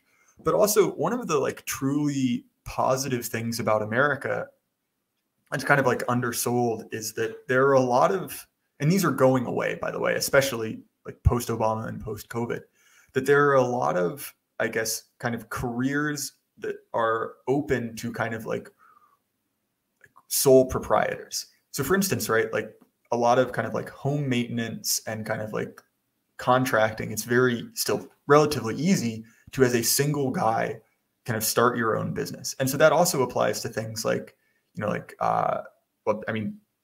waste disposal or like exterminators, people like that. So that is very real. And there are a lot of, I guess, people who essentially like ride that kind of like into the kulak class. So a girl I went to high school with, her family was very wealthy, and they were wealthy because her father essentially started a plumbing business himself and turned that into kind of like a local plumbing empire, and that is still albeit less and less, that is still a path towards material prosperity. And even if it doesn't make you rich, like there are a lot of like people who have businesses like that who essentially like support themselves kind of outside the system. Yeah, no, I actually think that's a great thing about the United States. It's very difficult to do that in Norway. I think because of a lot of the red tape and the regulations. You get. I had some issue with that a couple of years ago when I had to remove some. I tried to remove some wasps from my house, which aren't a protective species, but I wasn't sure if it was wasps or bees. I couldn't get close enough to see, so I had to like start this entire insurance apparatus just to get someone from like some random exterminator company to come to my property and basically be like, "Yep, that's wasps. You can remove them safely." So there was a lot of red tape just to remove some bugs. Whereas in the US, if you can't yourself buy the cancer-causing Monsanto product to essentially like to demolish it from 50 feet away, you can definitely have some good old boy in a trucker hat there in 45 minutes to douse your lawn in. Exactly right. And to be fair, this is actually like a more serious note, but a lot of people have given themselves, and maybe some of that, like the protections you're talking about are good, because a lot of people have given themselves like very serious like lifelong genetic damage from pesticides. And in rural communities, it's very common on kind of like local television to see ads, essentially for like class action lawsuits saying like, oh, were you exposed to XYZ chemicals? Because so many of these chemicals were essentially handed out to anyone who wanted them. And they ended there up... is a middle ground, right, between too much red tape and no red tape at all. I think a lot of the dissident right would agree. We're not libertarians. No, definitely. Glow in the Dark for another $5 says, Mr. Gribble was right about trans women. Only natural women would get their money's worth at gynecologists, and even his conspiracy theories came true. Well, that's one of those funny things, in that a lot of the things that comes out of Gribble's mouth terms to be end up being quite prophetic in a weird sense. Yes, I think that's true. Like for many conspiracy theorists, although like we mentioned previously, this is kind of he tends to believe like almost every conspiracy that he can find. Where for this character, it almost seems to be a bit more of like a brand of hobby, just to find as many conspiracies as he can, and read up on them and sit and read about UFOs and reptiles and so on. But continuing a little bit more about the Gribble situation and the Gribble's family, it's sort of a running joke in this show that he is married to like a quite attractive news anchor. That's Nancy Gribble that's pictured there, and she has like for 12 years had like a continuing affair with this kind of Chad Native American John Redcorn, and Nancy has a son like with John Redcorn there. That's I think Joseph is his name, right? And they keep just sort of playing this comedy, this sort of comedic bit over and over again, where like Dale is super suspicious about everything that everybody else does, but he can't just kind of see the conspiracy that's going on underneath this. And also everyone in the nose. neighborhood is aware that that she's cheating on him. Right? Yes, everyone but Dale everybody knows. And there's this and very Dale early and Peggy, episode actually, where there's this very early episode where I think Bobby is talking to Joseph. They're hanging out and they're saying something. He's like, "Yeah, I think that's in Dale Gribble's truck," says Bobby, and then Joseph goes like, "Oh, you mean my dad?" Oh yeah, says Bobby. Your dad. Well, and that's also something that I think is kind of funny, because in one of the earlier episodes and this is another like anti-bureaucratic sentiment, the episode where, a kind of like wet behind the ears social worker thinks that, Hank Hill beats Bobby.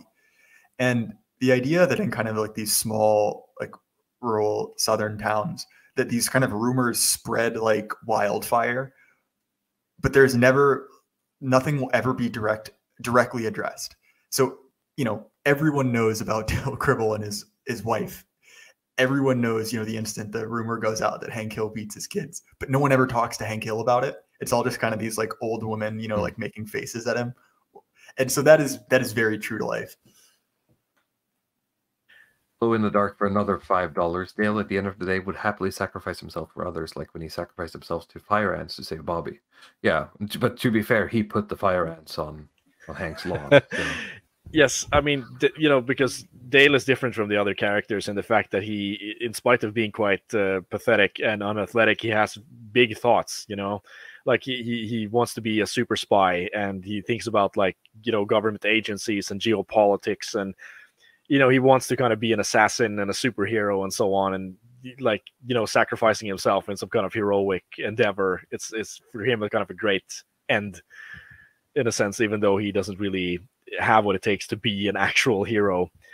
But like with the Dale and the Nancy Gribble situation, I've looked a little bit at these sort of fan communities on surrounding King of the Hill, and I didn't realize that like Nancy is actually considered one of the most kind of hated characters because of the continued affair with John Redcorn. But I think like maybe that's kind of an unpopular take, but in this situation, it's almost like property law. If like somebody walks into your house and like they'll start sleeping in your bed and you don't say anything, and they've been sleeping in your bed for like 12 years. And how long can you have sex with your wife before you have basically just lost? Well, like, okay, now they live in your house, right? If you after 12 years and they've slept in your bed, then you go to the courts to complain about it. They basically they would just ignore it because you've sort of like permitted that to happen to the point where it's become like the new stable arrangement.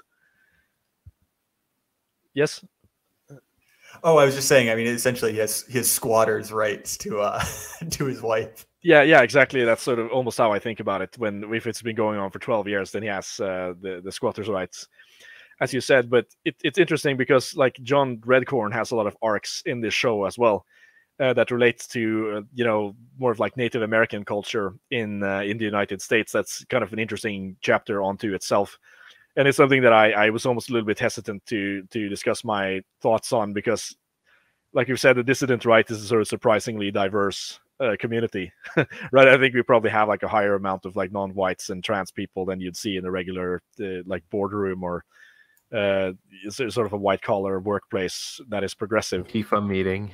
But I don't know how many like Native American dissident writers that exists, to be honest. So That's also but so the one person I know, and he's not directly dissident right. He's kind of a more like conspiracy libertarian. But I know Ryan Dawson is Native American, and but that's such a specific like insular community. I don't know anything about it. So even though I'm American, I can't really offer anything on that.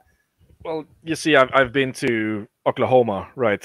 And they have a lot of like Native American communities there, where like one thing that is pretty big in the United States is being able to prove that you have some ancestor that was Native American, because it entitles you to a lot of government gifts. And that's been like the joke with Donald Trump and Elizabeth Warren, where she's like Pocahontas because she jotted down that she was Native American to get into college, right?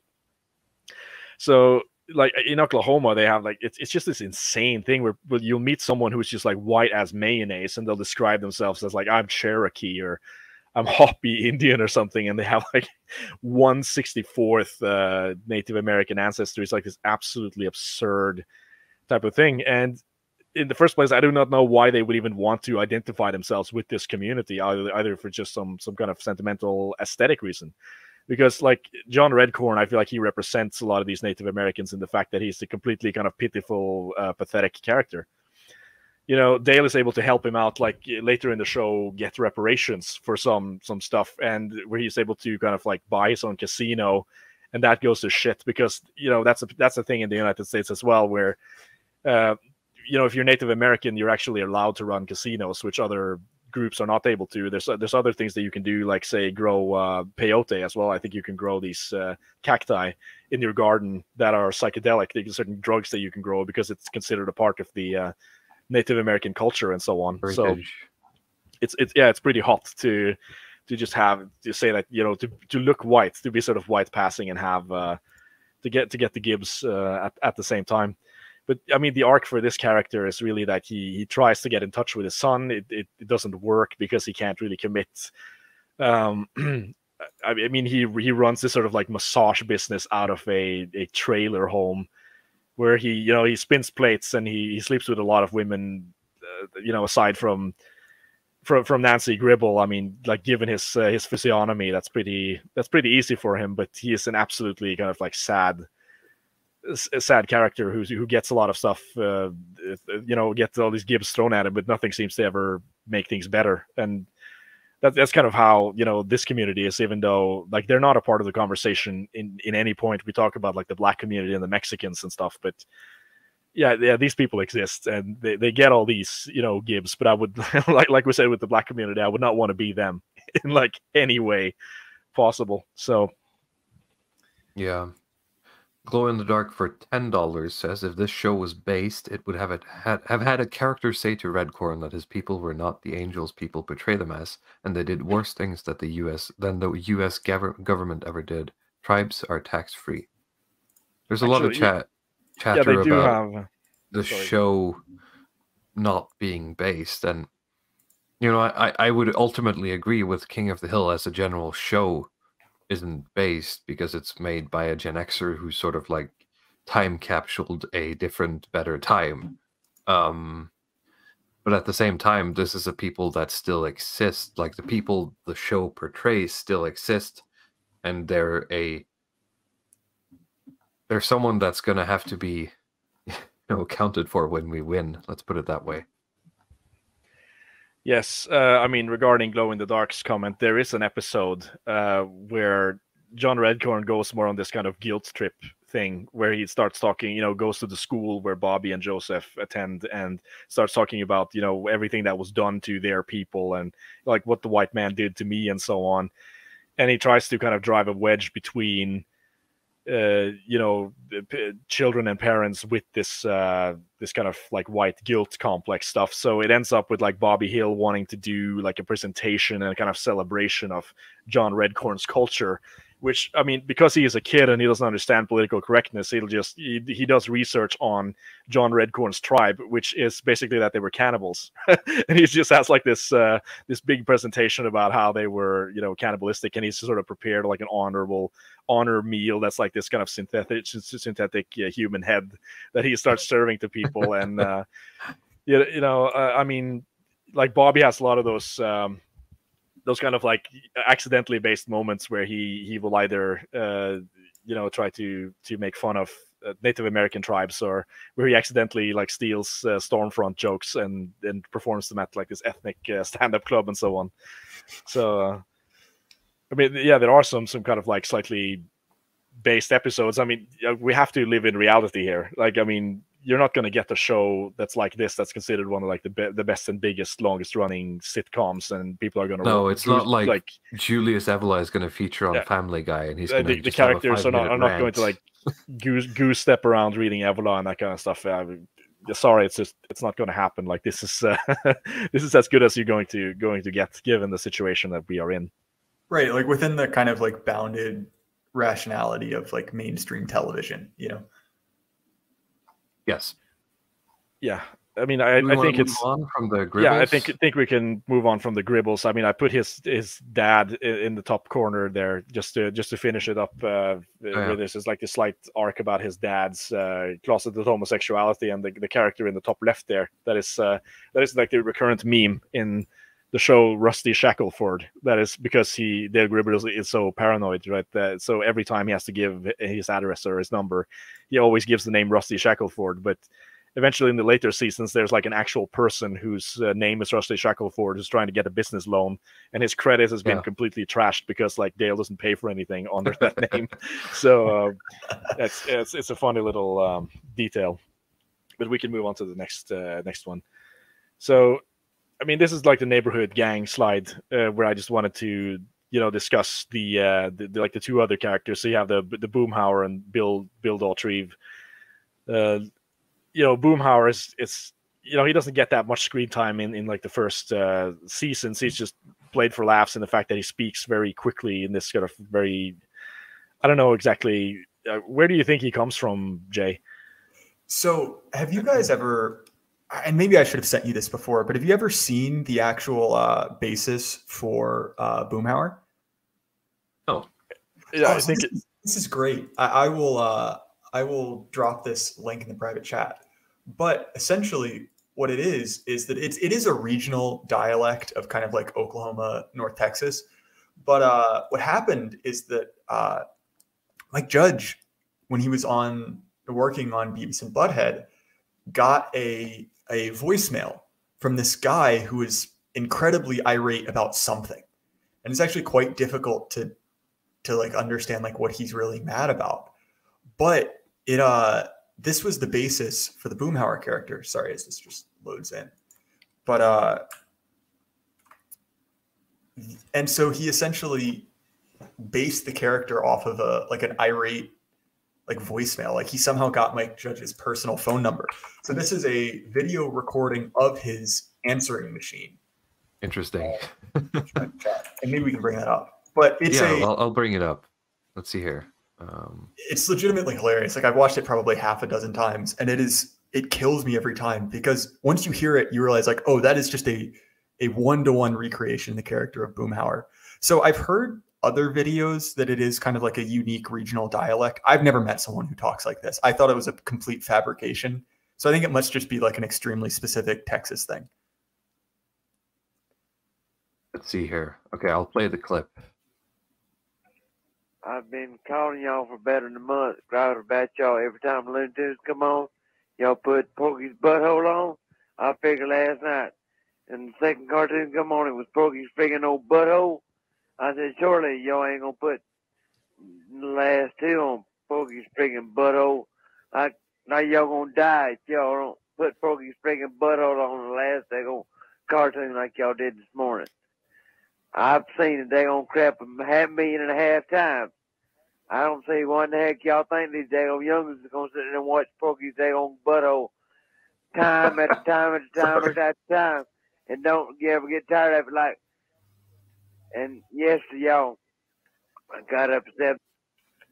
All right. I think we get the idea, but that was great. Yeah. So And- the and point That is is a one-to-one translation, pretty much. Yeah. exactly, and it's completely incomprehensible. I heard someone in the chat saying that's Bayou. I don't think it is. I've been around people who have a like a Cajun accent, and that is, while equally incomprehensible, I think it's a different accent. But I think that's I the don't feel kind like he of drawls as much as the Bayou does. If that's the correct lingo. yeah, I think that's don't a good know. way to describe it. Yeah. And Poggy's butthole, I assume that's Beavis and Butthead or something that he's misunderstood. Yeah, it is. Yeah. That's my best guess. I mean, if you can figure out what he's talking about, I can't. That's my best guess again. Yeah, his mouth just great. runs. I was laughing, but I was muting myself. So, but I mean, summing up these Another two thing characters. I've noticed Yeah. with these characters, and you even bring it up here, because there's this edits that people do of these characters, like putting them into different shows and context. And immediately I noticed that when you posted, Jay, that you were going to be on the show, like immediately the first response was someone posting Fallout New Vegas edits of this show. There is something about these characters that sort of lends itself to this kind of memeability. I don't know what it is. Yeah, no, it's a show that is it is both memeable in the sense that it's it's very easy to take a clip out of it and make it funny, but it's not really meme humor, and I don't know how it manages to bridge that divide. Yeah, it's interesting. But All right, do we want to cover the? Sorry, I just wanted to explain these two characters. I mean, you have Boomhauer with the incomprehensible accent, but he is revealed later he is actually a police officer, right? That's like in one of the last episodes where that actually comes up. He likes fast cars, and he's really sort of a proto like PUA. That's his more of what his character is, and you see that he has a tan because he has a tanning bed at home. He's kind of standard water, rotating bed. Fluorescent dimmed lighting and so on.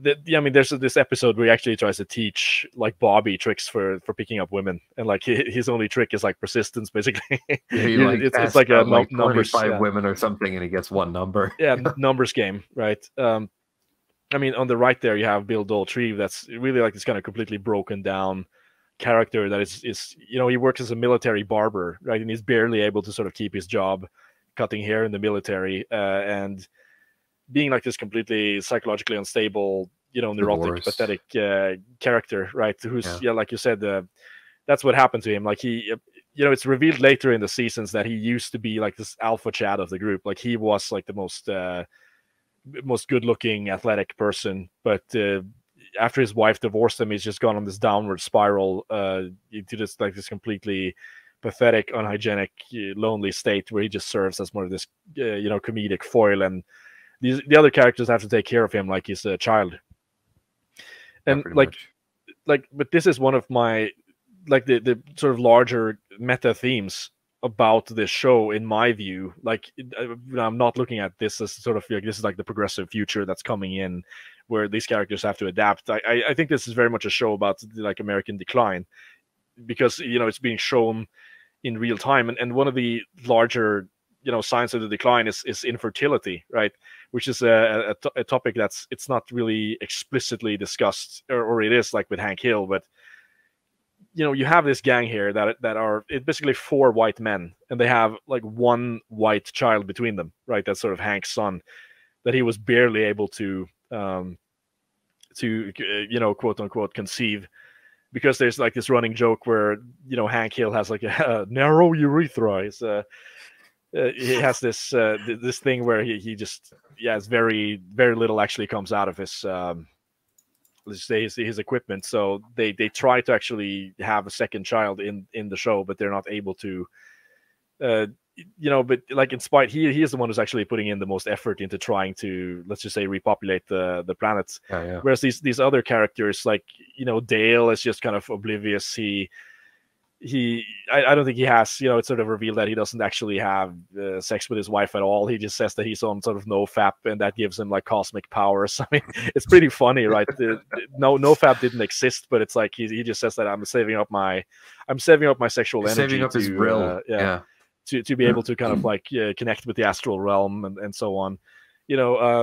Boomhauer has a lot of luck with women, but he's not interested in commitment and children or anything like that. And Bill Daltreve is just kind of like this wreck as a result of no fault divorce. So it's in the dark, referring here to probably to Boomhauer. We were speaking about it, and it's more of a NASCAR dialect, but it was slower. Not sure. Never heard about NASCAR dialect. Do you know about that, Jay Bjorn? I know generally what he's talking about, but it is at least in my mind, because like I do live in kind of like NASCAR country, so to speak, and it is I think a very specific regional dialect, and obviously like the fast talking, like that is kind of like the NASCAR like announcer, but the difference between that and the Porky's butthole voice or the Boomhauer voice, I think is like an order of magnitude. Right. Yes.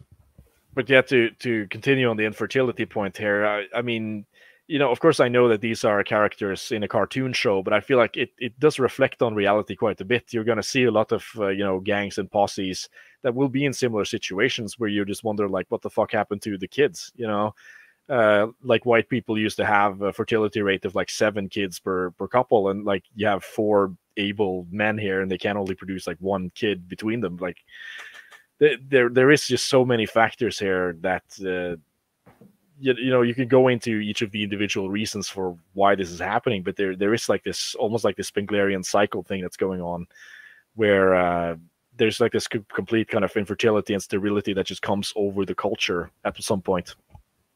So I don't know if any of you have had made some thoughts on that topic in regards to King of the Hill. Nothing further than these characters sort of all being sad in their own way. Yeah, I'm probably in a similar. I see what you're getting at, but I don't know if I have anything, I guess, like specific to add. So yeah, just these are side characters. Yeah. So I mean, there's but they do get their own episodes where they're fleshed out. Like Bill Daltreve character here, it's apparently revealed that he is a part of some like old Southern aristocratic, stock. Yeah, basically that it's kind of suffering from the same problem that he's like the last living, it's a link to this larger like Southern family. But of course, he's being completely incompetent as he is. There's just it doesn't go anywhere. So, but again, super funny. I like both of these characters just for the amount of comedy that they provide to the show. Right. Do we want to flip to the next slide? I think we'll head on over to the Laotian Americans. Are you Chinese or Japanese? Yeah, so this is, on the right there, you have like the Sinpanusen family that moves into the neighborhood of the hills and the other characters. And it's sort of played for laughs in many ways where they're, the Sinpanusen family, they're quite unpleasant. And they try... The Hills and the Gribbles, like they try to welcome them in, but there's a lot of friction between them. Not only because they're Asian, but also because they're, let's say that they're more white collar. What's his name? Khan Sinpanusen. And they're Californian as well. Yes, certainly. And Khan Sinpanusen, I think he has like a job of like a systems analyst is the description, but he's basically some kind of like software tech job where he makes a lot of money. I'm not sure what Min does. Of course, they have like a single kid there as well. Of course, the friction between them and the Hills, it creates a lot of storylines, even though they're able to reconcile because of the kids, basically. So there is like this kind of plot where there's a sort of romance developing between Bobby and the daughter here. She's nicknamed Connie, but her name is actually Con Jr. for some reason. Of course, when Joseph gets a little bit older, this turns into like this kind of triangle drama that, it's sort of a relief for Hank Hill because it's sort of implied that he expects that Bobby is gay, right? when he figured out that when he learns that he's trying to sort of swoon Connie, then he's kind of relieved a little bit. But one of the things that I think is interesting about the Laotians here, because I mean I didn't know that much about Laos prior to this show. I'd sort of heard about the country previously in relation to tourism, but it is like this much smaller Asian country with about 7 million immigrants that I think was a part of like Siam previously, and it was taken over by a communist party in the 1950s, and it sort of ran as a communist country until 1975, and it's still sort of a one-party state, a little bit like China, where it's like it's still sort of the people from the Communist Party who run the country, but they've gone a lot more moderate in terms of their policies in allowing more free trade and policies that are more, let's say, friendly to the kind of global American world order. Yeah. But like the reason I bring that up is because I feel like there is such an amount of deracination with these characters, and it's something that actually creates storylines in the show as well, where you talk about like the deracination of the Texans who live there and the people who are just interested in NASCAR and watching television and just going to work and getting hammered on the weekend and stuff. But like the Sinpanusan family really just have no connection to their homeland whatsoever, and they're only interested in consumer lifestyles, watching reality television, buying a bigger house, getting a bigger car. Like there's a plot where he builds a pool in his yard. Like it's really shown that they are incredibly kind of like shallow, mean-spirited characters in a sense. But that's where like the family on the left here, that's the Wasanason family, comes in, and Ted Wasanason, that's the sort of bald character with the glasses here. He is a recurring character, almost like a type of villain, where I realized that he's probably one of the most hated characters by the fan community. But like his storyline is that he is also Laotian, but he's much more interested in like the goings on in Laos than Khan. And there's like this plot where he basically tries to recruit Khan to fight in the resistance army to overthrow the communist government in Laos, which is where they bring in like this topic of not the topic, but the term like banana, basically like the Asian banana that is yellow on the outside and white on the inside. Right. And trying to use that as a kind of slur for the kind of deracinated Asians. So, I mean, in spite of like the Vasanasan characters being kind of playing a villain role and being hated, I think that he's like, accidentally kind of based in a sense where he had to, leave Laos because he didn't like the situation, but he's just trying to use, America as a kind of opportunity to build a new community and to gather resources so he can assemble a kind of Laotian community to send back and overthrow the government, right? He's also seems to have more money than Khan. Is that correct? Yes. Like that's a point. He is a little bit older, and he actually knows how to handle money, right? Because it's shown that Khan is basically like this compulsive consumer spender. Like he blows all the money on crap as soon as he gets it, whereas the Wasanasans, he's much better at investing, doing this kind of property investment. I think even his design is based on some Chinese famous property investor, although I don't remember his name in particular. So there's also these subplots that go on with like this kind of country club that they have. That's pictured down in the right corner, where Khan keeps trying to get into this country club, but he's just always rejected. Until he actually tries to recruit Hank as like this honorary white member. So there's a lot of stuff going on there. They have a son as well that plays a bit of a bully in the show. So I don't know, Jay, do you have any? What did you think of these characters? I think one of the things this is another kind of like thing you couldn't do in a show. Is I was actually surprised because I hadn't really watched the early episodes of the show again since I became kind of more politically aware.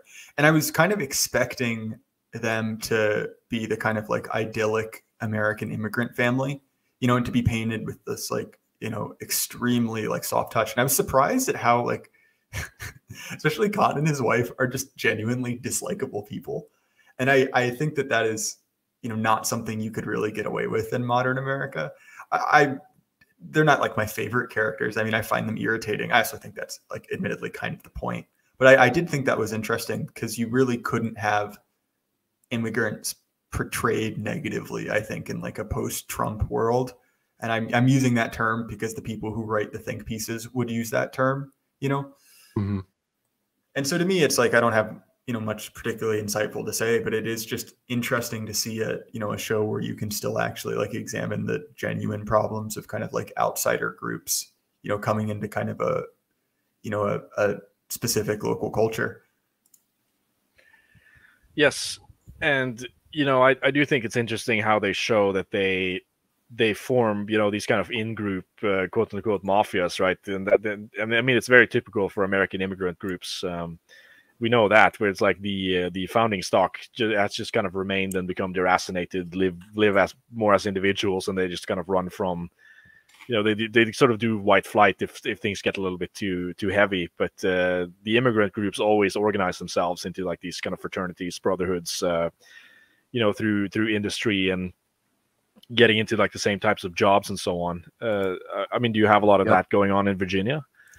Like, less so in my area, but actually one of the reasons that my state, which was a kind of a conservative heartland for a long time, like it's where, you know, figures like Jerry Falwell were from, and it was solidly red for a very long time. But because it kind of like butts up against, you know, the what is referred to as Nova or Northern Virginia, which is like the DC sprawl, it is flipped blue. And a big part of that is essentially one, just like regular generic American like laptop go anywhere class.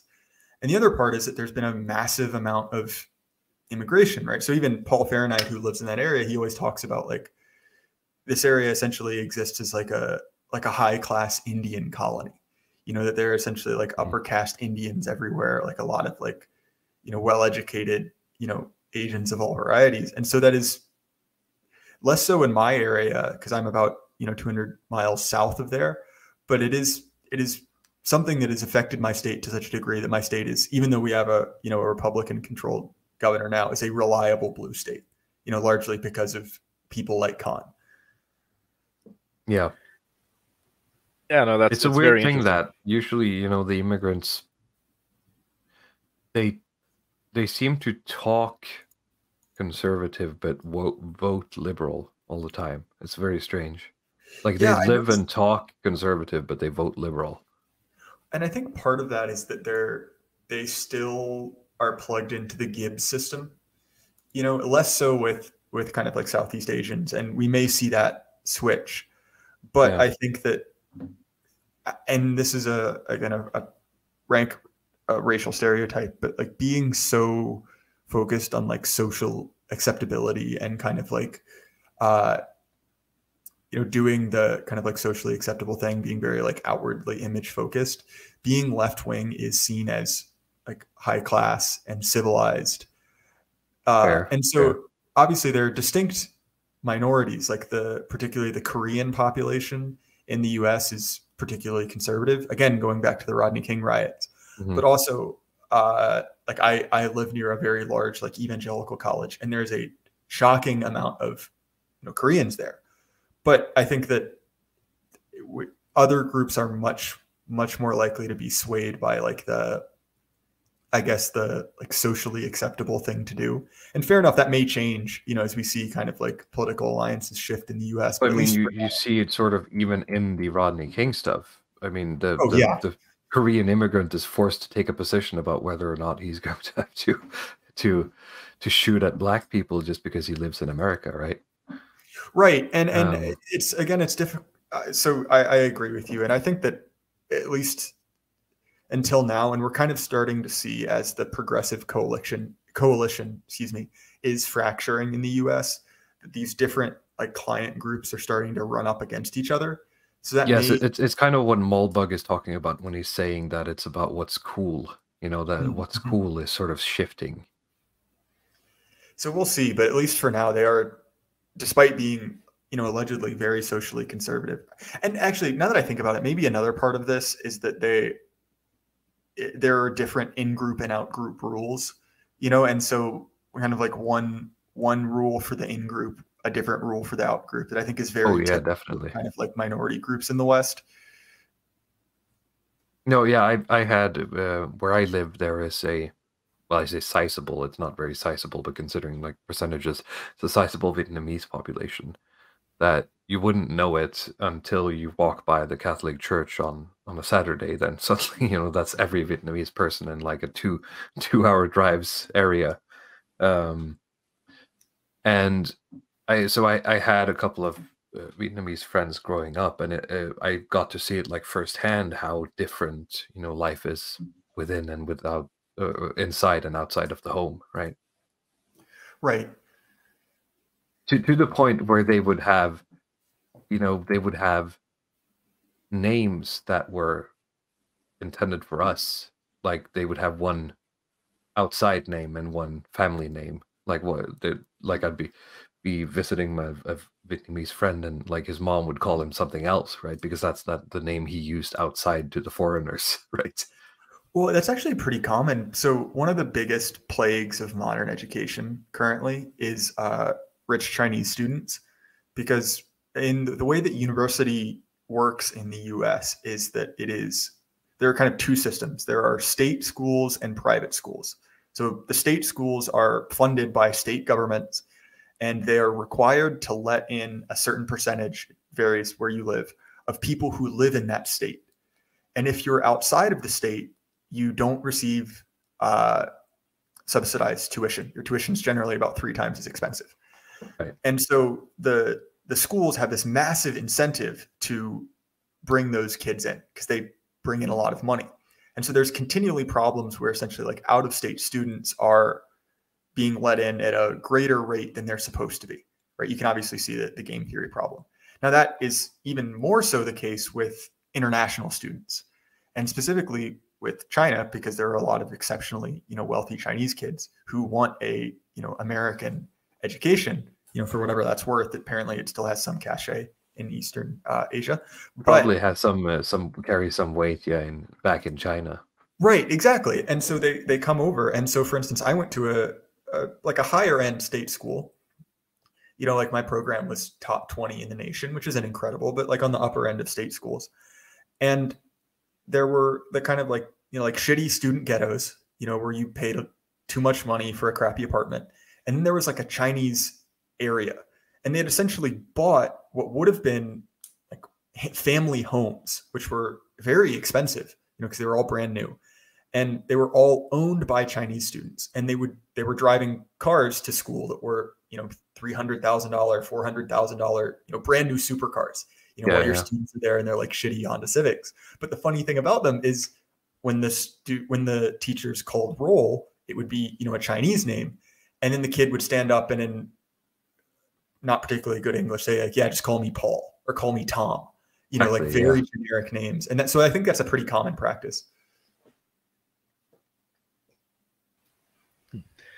Yeah, I've heard about similar things, and I can confirm that the stuff about like the Vietnamese and the Koreans, where they have like different names for you inside and outside of the group, and different names for themselves, and even stuff that they talk about, where they do have the awareness that certain topics that you don't bring up to the out group, right, or certain things you don't ask about. I mean, say for instance, like with the Japanese, they have this thing with like blood type, for instance, and age, where it's common for them if they meet someone who's Japanese, they'll ask about like your age, where you came from, and your blood type, and it's considered completely normal, but they'll never ask that to a Westerner, at least not in my my experience. Yeah, they're very conscious of the faux pas. Let's see here, glow in the dark for another $5. Thank you so much. Most immigrants want to be seen as acceptable by those in charge, so they will vote liberal as they control almost everything. Yeah, I mean, that's a very, very simple way of viewing at it, and I do agree that that's part of it. It's just a very interesting phenomenon that it just seems to happen all the time. How sort of coordinated they seem in it.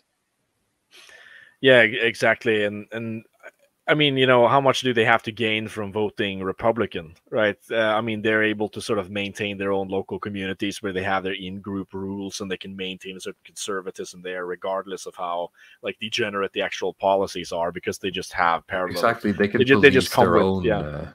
their own local community and then vote for more Gibbs. So why not? Yeah, exactly. So, but of course, there will be some breakage in these communities. Like I saw something that was posted on Clossington's Telegram for a couple of weeks back that it's like this black influencer who was on. His name was Charleston White or something. He was on the Say Cheese YouTube channel, and he was talking about like this, diamonds and jewelry. Where I wasn't aware of this, but there's like this. Famous Vietnamese guy. It's called Johnny Dang, right? And he sells like this jewelry to a lot of these black rappers and so on. And like Charleston was just basically talking about how like Asian people are fucking trash and like they're just exploiting black people, and like they should be able to find other black jewelers and people they can buy gold from, because like Asian people they just come to America to rip black people off, right? It's kind of like this Kanye mindset. I mean, looking at the statistics, if you're an Asian person selling to black people, I would be careful. I'm not touching that one, but yes. But yeah, the relations between some of these client groups, I mean, it's not hot, right? And I realize that it's never been particularly attractive. Like if you're an Asian person, you set up a store in some black neighborhood. I guess it is a little bit like it is in that Wayans Brothers movie from the 90s. Don't Be a Menace. I don't know if you've seen it. It's like one of these kind of gag comedies, but you could just search for it on YouTube, where it'll just have the clips where the weird thing here is that that's the norm. I mean, historically, right? If some foreign guy, sets up a shop in your village, you run him out, right? Yeah, well, you typically... That's the norm. I mean, that's why the meme, what is it? How many nations? Is it 129? I think it's 109. Right? Yeah. 109. Okay, yeah. But I mean, of course, if the shop is like really useful to whatever geopolitical strategy the elite have, then it changes things. But from like the local populist perspective, it's always just run them out. That's what I'm saying. If an Asian guy sets up a jewelry shop in a black neighborhood, he's going to get run out. Yeah, but I mean, in that Say Cheese interview, like Charleston, he talked about a lot of the inner workings of like the black community in the United States, and it's something that's quite fascinating to me, because you look at them from the outside and they seem, somewhat coherent, but there's a lot of incoherency inside of the community, where they're sort of like a lot of them are apparently suspicious of their own kind, right? It's sort of, if you're black in the United States, if you want to, let's say, like get the cosign for a mortgage or something else, like you should always bring a white person. Like they basically look at buying stuff from white people or for Asians, it's like a higher level of trust or quality, because if you like the stuff you buy from other black people, it's always considered to be like low class, or to be something of low class. I mean, I wasn't aware that they had this was sort of an internal logic within that community, but the more you learn, right? Well, and I don't know very much about the black community really at all, but I kind of have seen that on the back end, working and kind of like selling, because I've bought and sold a lot of cars, just as a hobby. And it was always odd, because like it was very clear that when if I sold a car to a black guy, which I did like once or twice, very carefully, it was very clear that like he saw me and he was like, oh, like this is like a high status, like high class thing. And I'm like, it is, and I didn't know that, but realizing that actually makes sense, because that kind of explained like a few social interactions I've had. That actually makes sense. That's the fun thing about working like any place where you sell something, because you quickly pick up on like racial dynamics and how that stuff works. Like if like an Iranian guy comes into your store, you can, I mean, for me, it was selling like tech stuff for a couple of years while I was studying. And if the Iranians ever came into the store, I knew that they were wealthy, because any Iranian who made it to Norway would have been from the first wave back in the 70s, meaning that they were basically leftists and academics with a lot of money, right? Who had made it well here in Norway. So if an Iranian guy came into my store, I just make sure that they got good service, because they always came back and spent a lot more money. It's those things you learn when you're like working behind the counter somewhere. Like when, as you said, like, oh, it's a black guy coming in, he's gonna look at me with like this is going to be a good deal. Well, right, and that was one of the weird things. Is like I would be working, and I'm like, I'm not trying to dox myself, but I'm like a 6 foot tall, like, you know, like pretty, like white looking white guy, right? Like I've got, you know, pretty pale skin. I, you know, dress like a, you know, relatively conservative white guy, and so when some like, you know, like bigger black guy would walk up to me like as his choice of salesman, I was always like, excuse me, Why are you here? Yeah, like, do I like no offense, like I'm happy to sell to you, but am I giving off some type of signal here? That's funny because from sales, I very much learned the same thing, and like and that's actually one of the other things to bring it back to. This was something that Mr. Patriarch was talking about, which is that which nation or culture has, you know, the best salesman? Because, and what I said is that I think that, you know, there's a tradition of kind of like the American honest deal that I have not seen in other cultures. Specifically, like I've had the displeasure of buying and selling with some Nigerians, which I did not. Oh yeah, very scummy. But to me, that's something else that I see in kind of like King of the Hill. You know, is that idea that like Hank Hill is a salesman. You know, and it's kind of like played as a joke that he loves, you know, being a propane salesman. But I don't know. To me, that idea that like being a salesman is not like a dishonest thing, that it is like an honest profession. You know, I think that is a very like American idea. The European, or I suppose it's the European, and of course the Anglo, therefore American, is a lot more rigid on that. It is, you know, bartering isn't a thing, right? And it's very uncomfortable to travel somewhere where you have to haggle, where that's the norm. For me as well. I mean, you don't have to go further than say like Southern Europe, like somewhere like Italy and Spain, and like dealing with the salespeople there. I hate it. I hate it. There's you know, it's like the haggling expectation and the dishonesty, the bootlicking and so on. That's I of course I prefer like the sort of Hank Hill style. Well, and tell me what the price is, and I'll buy it if I want to. Well, right, and even within like areas where there is like an expectation of making a deal, it's always like there's like a bell curve of acceptable, like over or undercharging. Like I would never, like it would be offensive to me if I were negotiating a contract and someone offered me like 50% of what I felt like I was worth, or if I asked 150% of what I thought something was worth. You know, like that idea would be like, that would end the deal. You'd be like, who do you think I am? You know, and that does seem to be a very, let's just say like Northern European attitude.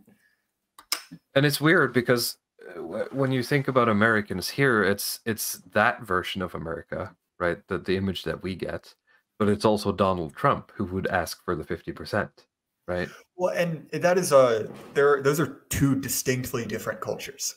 You know, like that is probably funny, but that is kind of like New York culture, which is very distinct from the kind of like, you know, Southern Southwest culture as seen of King of the Hill. And that's actually, if we can, you know, return to the eternal like American question, the AQ, if you will, that while there are certain things that are distinctly like broadly American, there are very distinct subcultures.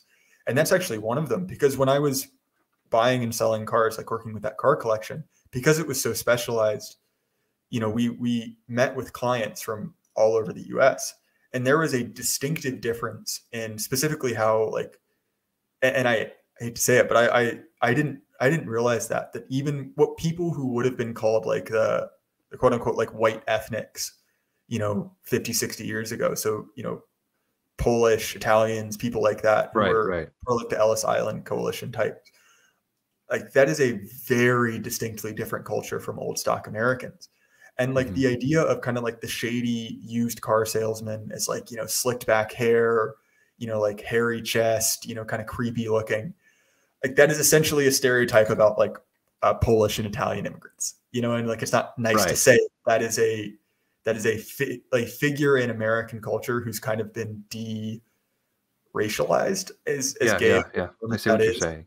But that is a different, and not to say that, look, like Trump is white, old stock American, but you even see that he is kind of a class outcast like the other like Oh yeah, yeah. upper class New Yorkers don't like him, and some of that I think is And fair. that's the thing here with the like.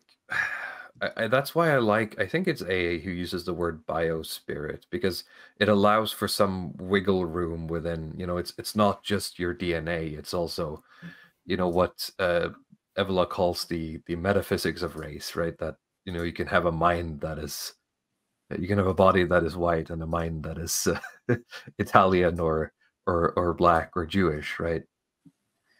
No, definitely. And I realize that this is, this can be a controversial topic, but I think that is. Oh yeah, I doubt we would ever agree on it, but that would be a topic for a different time, I think. Yes. So maybe we should move on to the next bulletin I think board. we should move on to next. We're almost 3 hours in. We have to get through the slides here. But yeah, it's been a lot of good stuff. I'm so happy we brought Jay Burden on. Actually, I mean, it's a good springboard for way more than expected in terms of like insights. But yeah, we'll keep it flowing. I'll put it this way: I'm kind of limited by my own format to an hour, but you guys talk forever. So now you get unfiltered Jay Burden for 3 hours. Jay Burden, only on the Longhouse, folks. Yeah. Okay. Rednecks in general.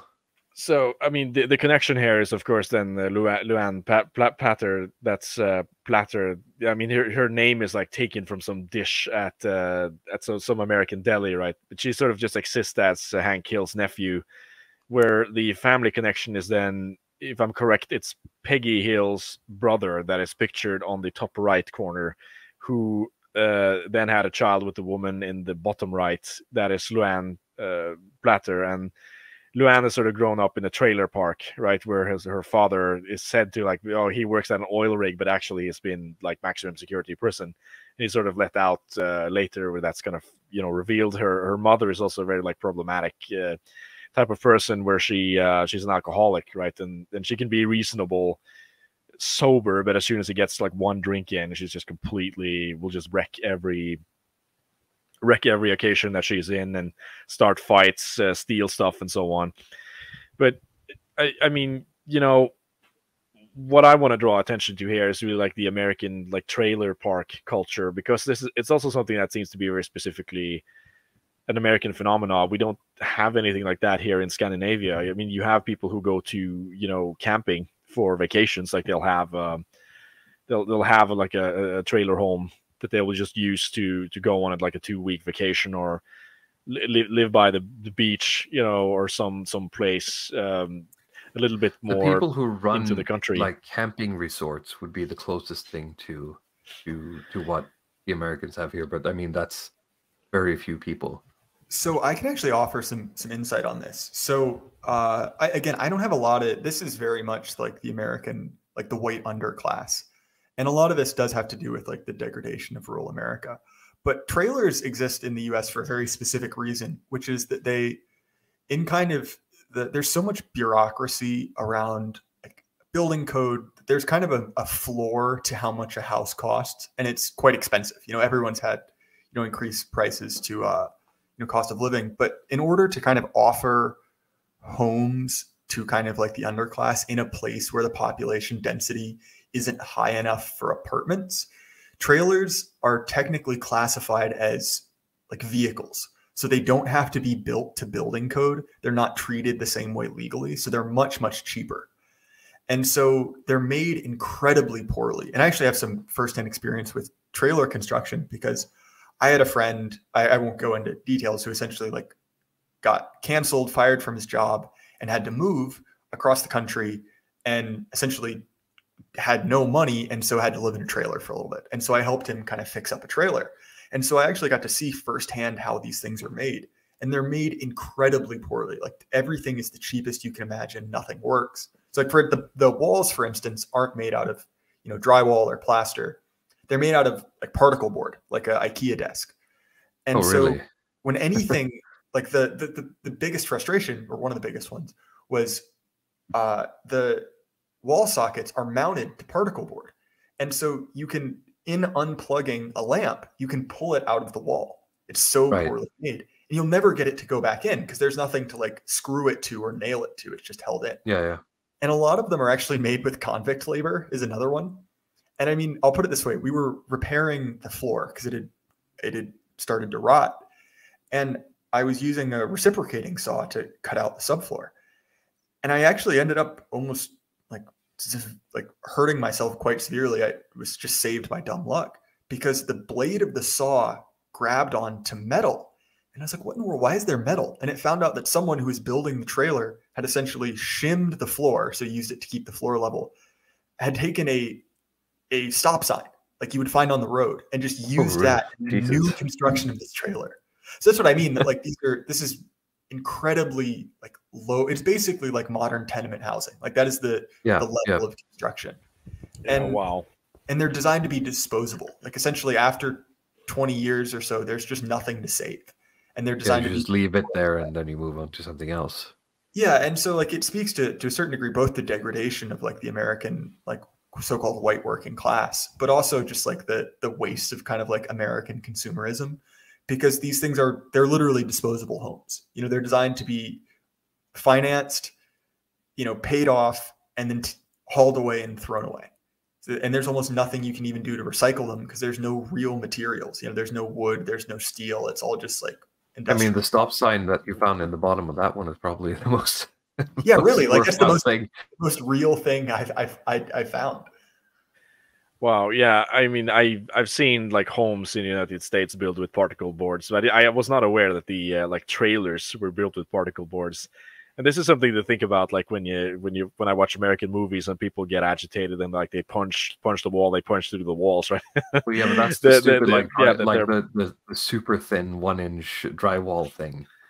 It's either thin drywall or it's like it's just like particle boards, and you know, they don't actually last in hurricanes either, right? Because you have a lot of those, and I mean, it's just going to get pulled straight up. It has no ability to resist at all. But what would you say, like the price if I wanted to get myself a trailer home?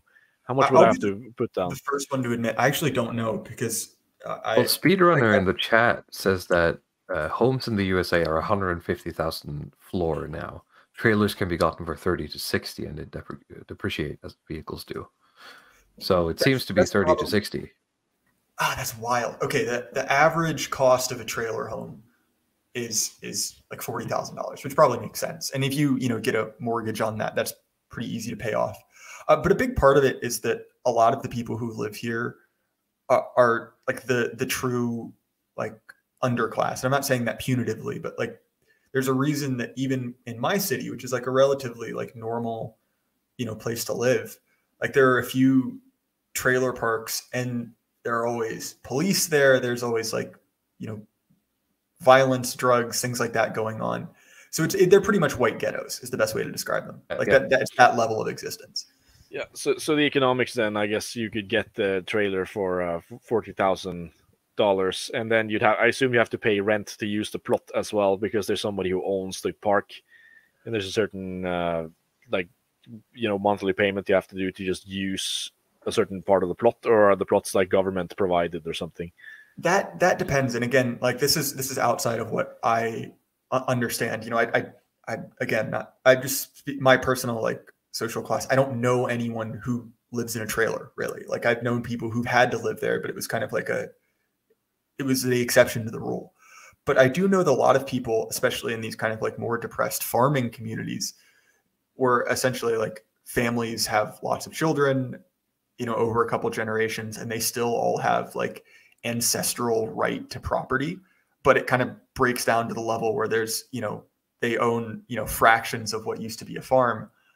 And I realize Glow in the Dark and some other guys are saying there's trailers, and I completely realize this. I'm talking about like the lowest of the low, like the really like badly. I'm just hearing there's the song by James McCurdy, Choctaw Bingo. Have you heard that? No, I haven't. All right, that's what's running through my head right now. Which if anyone in chat is is aware, maybe that's the correct image I have. You can let me know. Okay, sorry, carry on. No, but what will also happen is in very rural areas where you have, again, like these farms that break down over time as there are more and more heirs to it.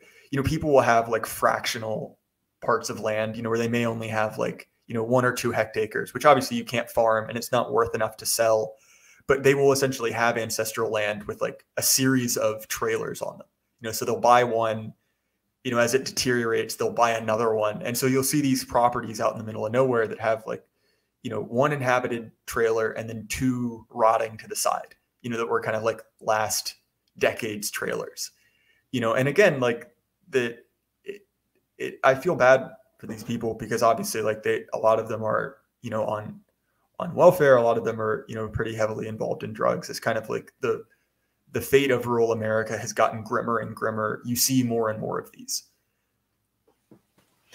Yeah, I see what you mean. It's quite interesting to hear about. Let's see. Glow in the Dark says, "Hey, my family had a trailer for 60 years with constant fixing it. It will last a while, but you need to be aware." So apparently there is hope but I mean, if you're in the situation where you buy one of these shitty trailers, I would assume that very often you might not have the resources or the capacity to keep it. I hope Glow in the working. Dark's trailer wasn't made of particle boards.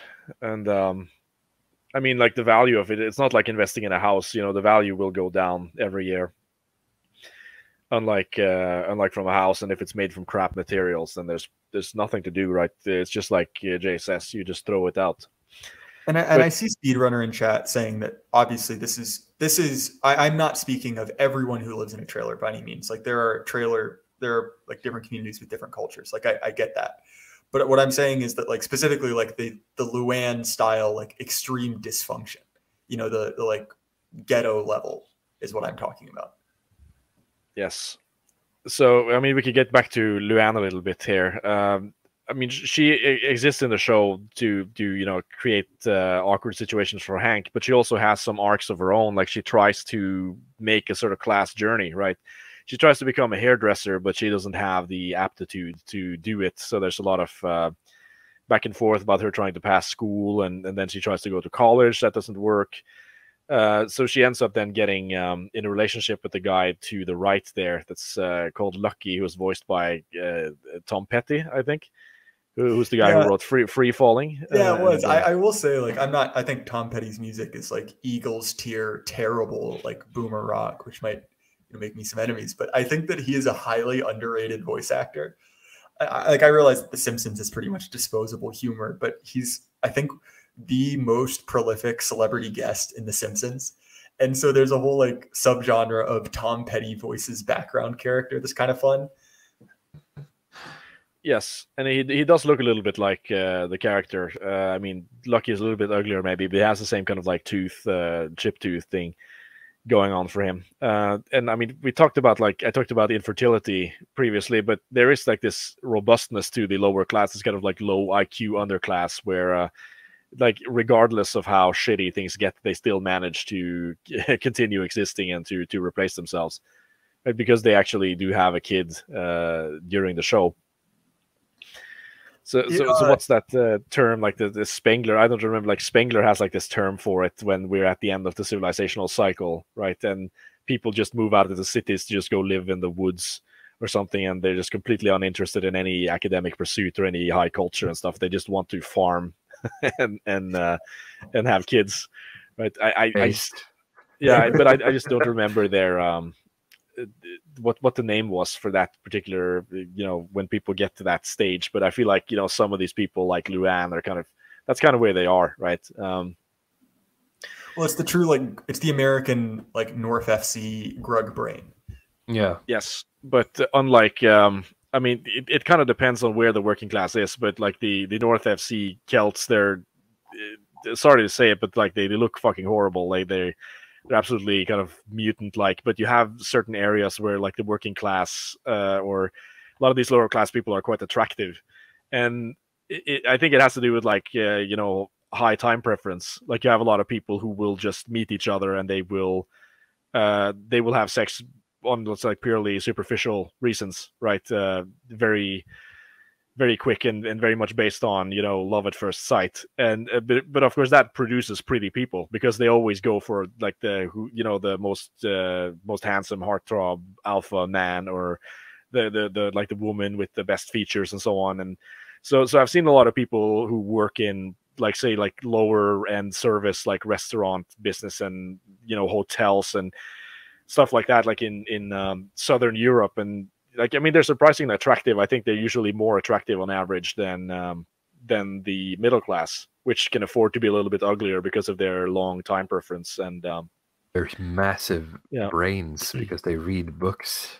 Yes, I mean Yeah. they have all these specializations and they're more emphasized. They're focused more on the long term, right? Yeah, So you can have a lot of these like soy jack I see what looking you're men saying, and yeah. and like these women with thick glasses and everything, and so like beauty is a little bit less Guys that emphasized. say like, what really turns me on in a woman is her thoughts, man. Her intelligence, yeah, I want a Her nerd. intelligence, that's the most beautiful thing. Yeah, I'm not a tits or an ass man. I'm an intelligence man. I'm a brain, some head man. Ladies, yeah. Yes. God. But I mean, it's a sort of interesting topic to get into, where I feel like it's a kind of usually like the upper and lower classes are usually better looking than the middle class in most cases, especially like with people like say who are like self-made billionaires, right? They tend to be good looking, or at least if they come from self-made billionaires, they're good looking. Like say like the Trump family, for instance, we have this this correlation between beauty and high intelligence in men, because say someone like Fred Trump, who becomes like a multi-millionaire, so he marries a pretty woman and then he has kids who are good looking, then they're married into money, and then they'll marry the supermodels and their kids will marry the supermodels. So you go from like Fred Trump to Eric Trump or something, or like the Ackerman family or something, they just get better looking for every generation because they just keep like marrying these Russian supermodels. Well, and there's kind of this symbiotic relationship between like real world like Luanns, because there's like a whole, it's like a stock character in media of the extremely attractive trailer trash girl, and that person does exist, and it actually like it tends to be a huge driver of social mobility. So, and not to say that it's your ticket out of the trailer park, yeah. Right, and not to say that my mom's family is distinctly, at least her parents are not. They were essentially lower middle class, and my dad's family was upper middle class. And the reason that they married is because, well, my mom, at the time was obviously like she was attractive, and she essentially got to kind of like jump a pretty significant class barrier. Like my grandpa on her side, like no one ever graduated, no one ever went to university. Everyone worked manual jobs. Versus my dad's family, which is very like laptop class-esque. And so like that's not a huge social jump, but that happens fairly often, and so like it's the stereotype of like not particularly smart, but super like lights out attractive redneck exists. That is a very strong theme in American culture. And that's just kind of like baseline human nature stuff. They do exist, and they dress like this as well. This is something that I've noticed. They sort of like, I mean, usually in these areas in the United States, it's quite warm, almost year round. But they will dress extremely skimpily, like with these. They'll just be the shorts and the sort of bras, and they'll just that's what they wear. It's like nothing, nothing else. It's very few places that I see women dress that way. I mean, did they still do that, or has there become some more like sort of modest standards? Oh no, not at all. And a big part of that also is that, and I don't mean to romanticize this, because there has been an immense amount of degradation. Like there are just fewer and fewer like healthy young women in America, period, but specifically in kind of like of lower class whites. And you've seen a lot of adoption, like a weird fusion of like redneck and ghetto culture. In some cases, like literally and genetically. But there's a reason that like skimpy cutoff shorts are called like Daisy Dukes, right? And it's, named after a Southern character, who is a woman in cutoff jean shorts, so that is very much a I guess like an accurate version of that. It's from Dukes of Hazzard, isn't it? Yeah, exactly, right. Yeah. Which is the tied off button up shirt with the the giant completely legitimate double D's, and so that is very accurate to life. Yeah, absolutely. I mean, yeah, just finishing up, like I think her voice actor is absolutely terrific in like trying to make her sound correctly for the role that she plays.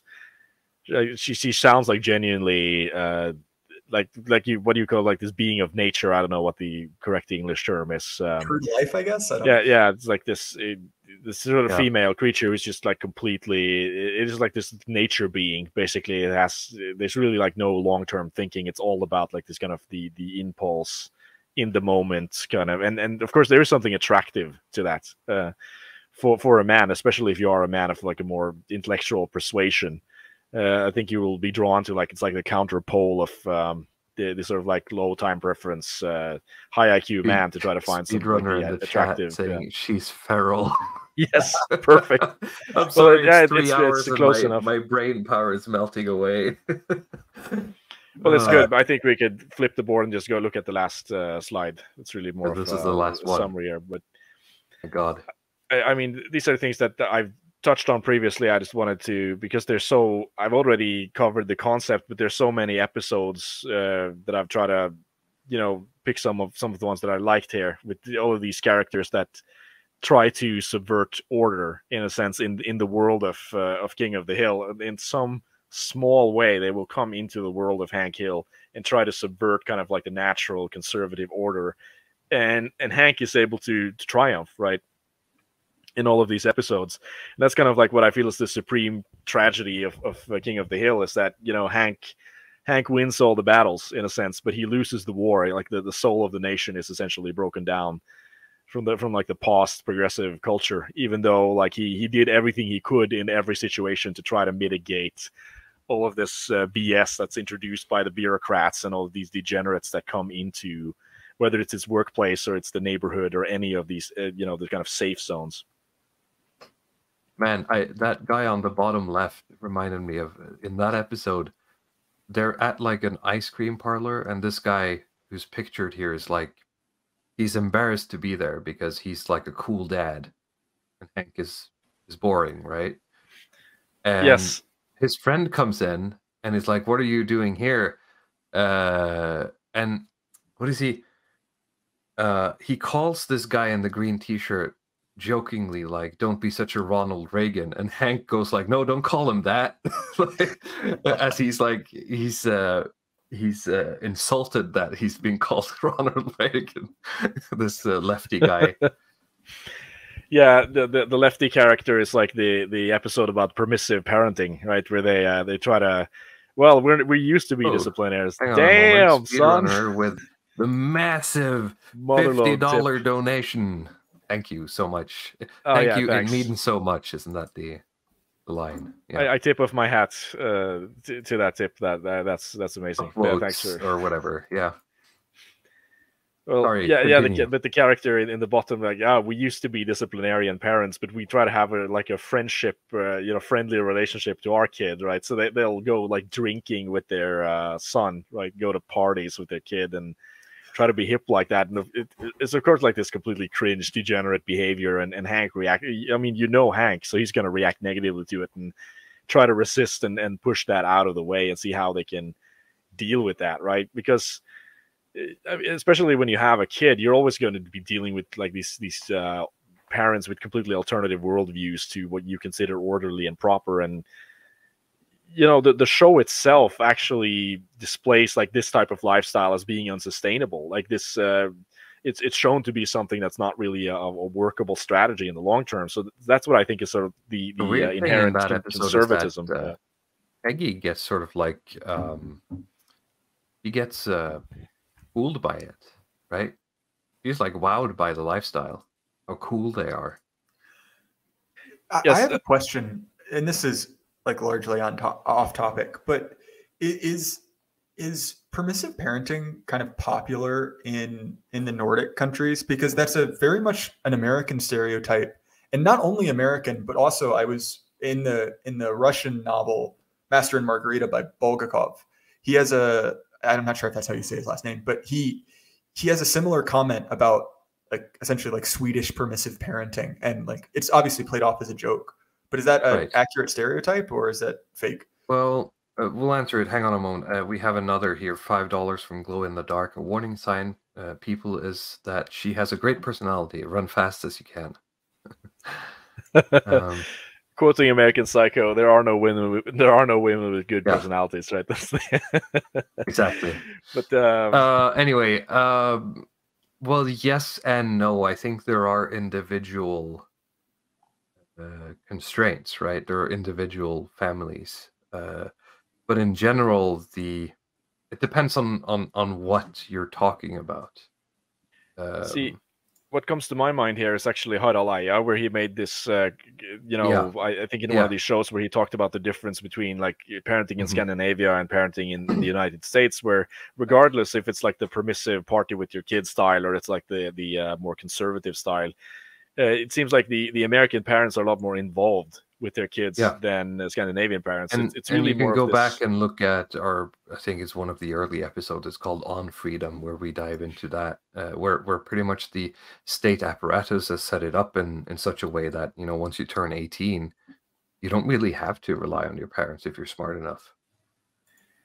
Yeah, because the student loans you can get, like you don't need to have be guaranteed by your parents. You know, it's not like student loan forgiveness, but it's a very low interest rate loan. It's easy to get, and the terms of the contract are very good, and so it's put up in such a way that you could separate yourself from your parents quite easily. And there seems to be like much less of an interest in Norwegian parents in being involved and like directly involved in their children's lives and their decisions and so on. In the same way, I think that's a different sort of you know, it's a per home basis. I've always been told, you know, in retrospect, that people would be like, well, your parents were always super strict, but I never saw that in that way.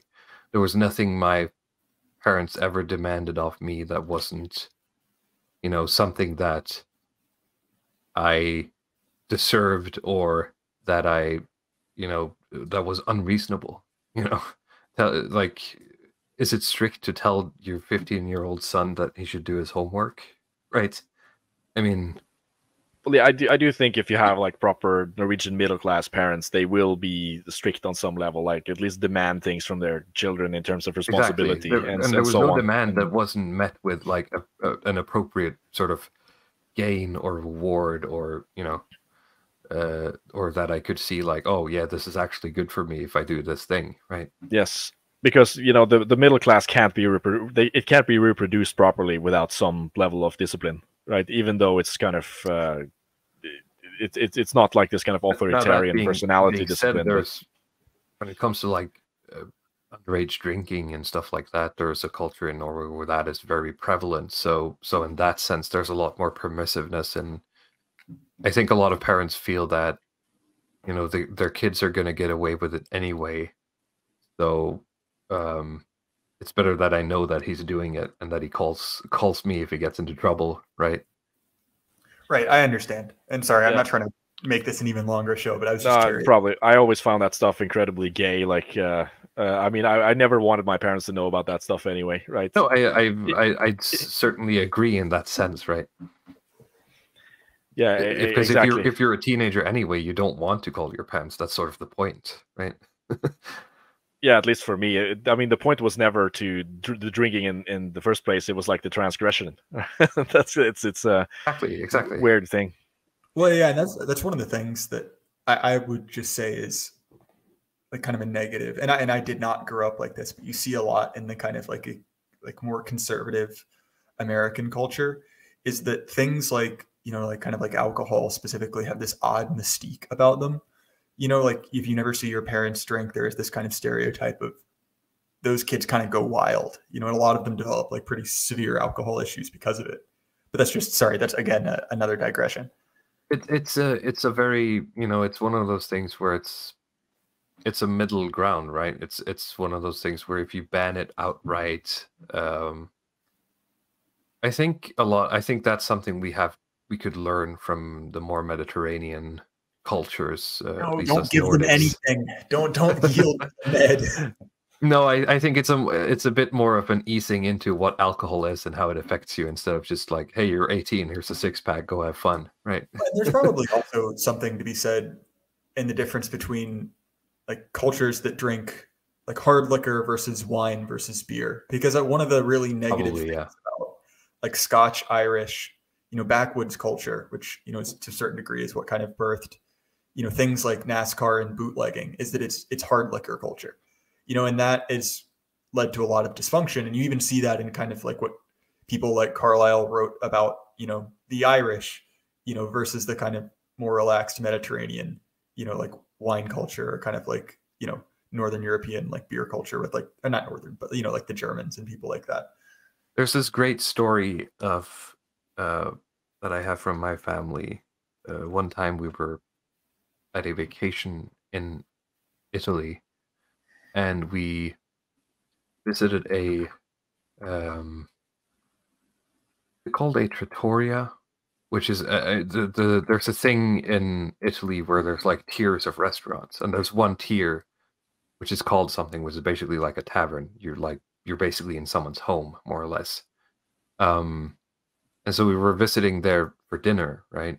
And the old woman who was serving was placing wine glasses all around, and she gets to my sister, who at that point was probably like 14, right?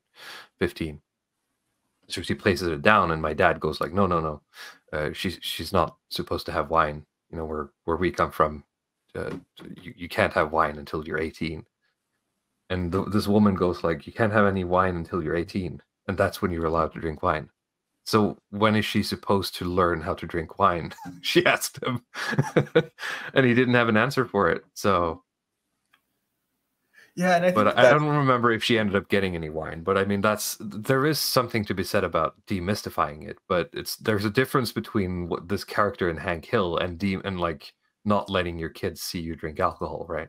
Right. And that's kind of a more extreme version of that. But that is that is part of the same culture. Obviously, Hank Hill is a beer drinking American, but Actually, it's interestingly enough. Sorry, last digression, I promise. But there's a episode between.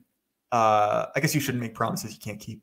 But there's an episode where kind of Hank Hill gets booted out from the school haunted house by a meddling evangelical, who basically gets Luann to believe that Halloween is satanic. Oh yeah. And as someone who my parents weren't involved, but I, because it was kind of the only game in town, so to speak, I went to like hardcore evangelical events a lot as a kid, and so it's funny because I kind of lived through that, and that is very real. But I thought it was an interesting bit of I guess like an interesting bit of commentary about the like, I forgot what they called it. It's like Hell House. Because I actually went to. No, it's sorry that in the course of the show, she holds a like Christian themed evangelical event on Halloween to essentially. Yeah, and there's like she's like has these like dolls, and it's like, oh, they're gonna have sex and then they die. Yeah. Yeah, exactly. One, those are real. I went to them, and two, that is kind of like the flip side of like conservative American culture that either doesn't drink or hides the fact that they drink. Because it's this like kind of like moralistic, like extremely, extremely devout culture. So they are both in the same area, they're like more like standard, drink some, low weight beers with the guys over a football game.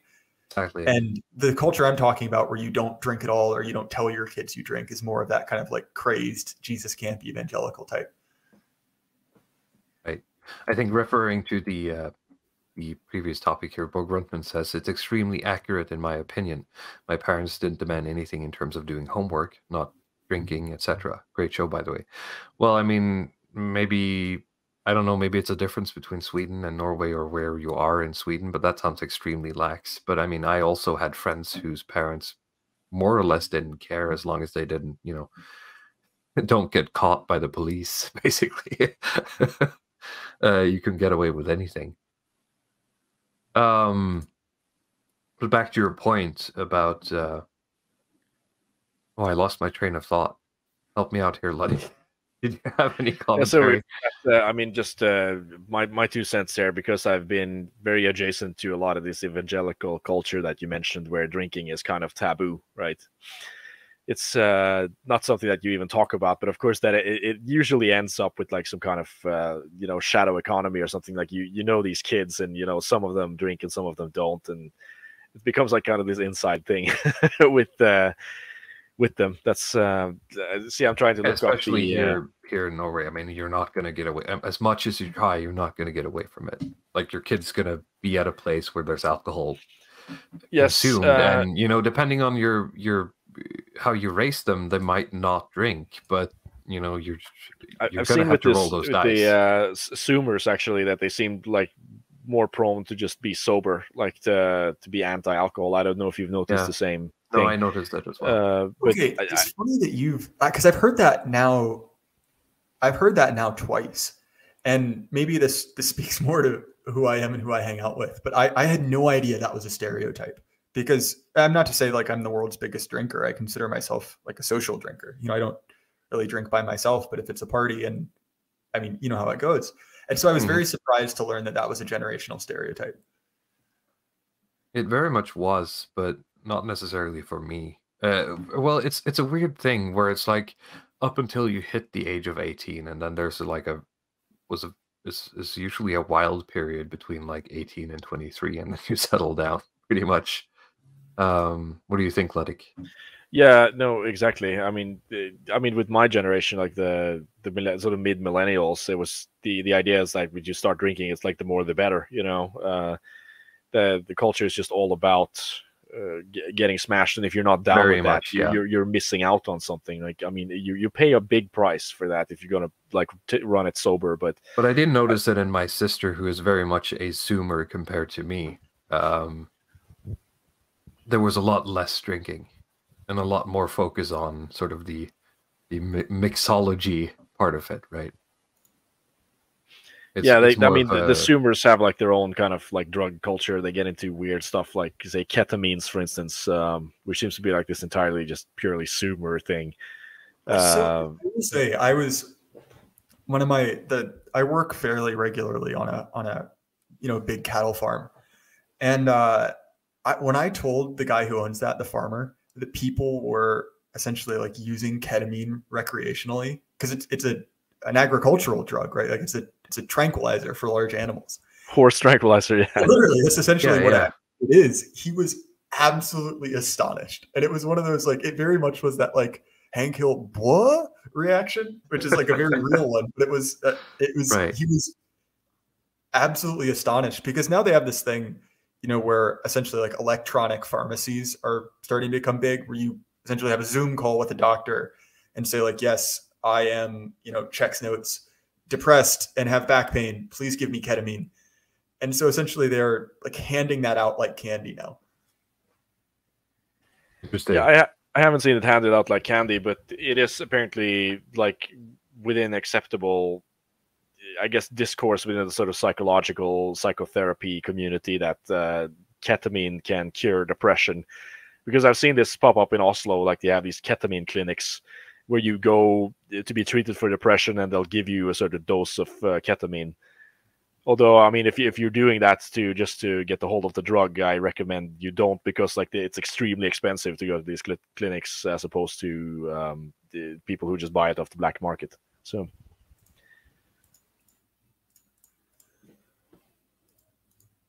Okay, glow in the dark for another $5. My area disapproved of hard liquor and hated drunkenness, because if you can't think straight, you will do something you will regret. Mostly no driving.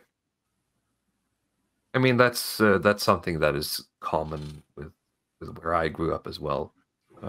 I think that's definitely a more recent thing in the U.S. of like viewing drunk driving as like an evil, because for a long time, especially in more rural areas, it was kind of socially acceptable. So my old boss, the one that I said reminded me of Cotton, he was very much kind of like a man out of time, and he had this old 70s Cadillac that he referred to as his drinking car. And that was the car that he owned specifically to drive drunk, which is it didn't matter if he dinged it up. Is that it? Yeah, exactly. It's like, it's so big, I can't hurt myself. And I'm like, well, Mark, you realize you could kill other people? And he's like, well, I haven't killed anyone yet. And I didn't find that argument as convincing as he seemed to. But right, no, I've lost friends to American drunk drivers. So That's sad, Yeah. but Yeah. I have an even better one because I met an American economics professor who said that he likes to like drunk drive boats, right? And I mean, he had made a lot of money on like real estate investments, so he had basically bought a small lake so he could drunk drive his boat around on. To be fair, that's something you could do in Norway for quite a while as well. Yes. So That's a that's recent rule that you can't be smashed and pilot a boat. so this is a great like rural America story. So in one of the kind of small towns in my area, there's this guy who got his license taken away for driving drunk. And so in America, they have these like, I guess they have them everywhere, but they're pretty common for people to own these like riding zero turn lawnmowers. And so he had the great idea to, well, if I can't drive my car drunk, I'll just drive my lawnmower on the road. And so he would drive his lawnmower around town while drunk. And eventually the police got so tired of writing him tickets that they just let him do it. And so he was the drunk lawnmower pilot of middle of nowhere So, Virginia. that's the things you get in small towns that just doesn't happen anywhere else. It's like, oh yeah, that's the drunk lawnmower guy. We just let him do it. This is what they took from you, right? This is what they took from you, yeah. But I mean, I did come to remember something is that there is this, culture of kind of abstainers, avholdsmennesker. I guess that's what you call it in Norway, like where they have these lodges for people who just like sort of pledge to be non-alcoholic for life and so on, related to a lot of the problems that arise through this kind of hard liquor culture. But I don't know much about it. I just remember like being younger and being told about this by my parents and the parents of my friends and so on. Do you have any knowledge of that, Walrus? Hard liquor? No, like this kind of abstinence, this kind of abstainer lodges, right? Lodges? No, but I mean, I did grow up in the Bible Belt, and every it's Christian sort of around was avholdsmen, that way. som heter. Where they seem to actually organize as well. It's not just some label that you give yourself. I see what you're saying. No, but that was probably just eaten up by the Christian, sort of evangelical groups. Yeah, I see. Because see, I know I thought it was I thought it was a movement that was sort of separate from that had like a separate existence from the kind of probably the Christian community. Does on a general scale, but where I live, I think it's very much intertwined.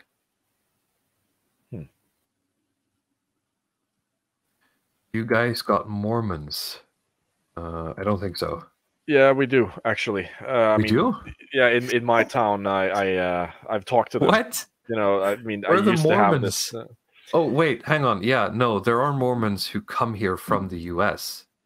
because they've been at my door, like wanting to talk about. Yes, I mean they have like missionary posts here, but I mean, what a miserable place to be a missionary. Like it's. I mean, you get to have a high living standard, but converting people here, it's like mission impossible, right? It's probably a lot easier to go to Africa or just do the Book of Mormon thing, convert people down there. You can actually score a few. I mean, if you're up here trying to win people over, I mean, it's really difficult. But I have I mean, I had a period where I'd like to see how far I could go with some of these missionaries. So I would just try to invite them home and sit and have talks with them and see what they would try to do and how they would handle my objections and so on.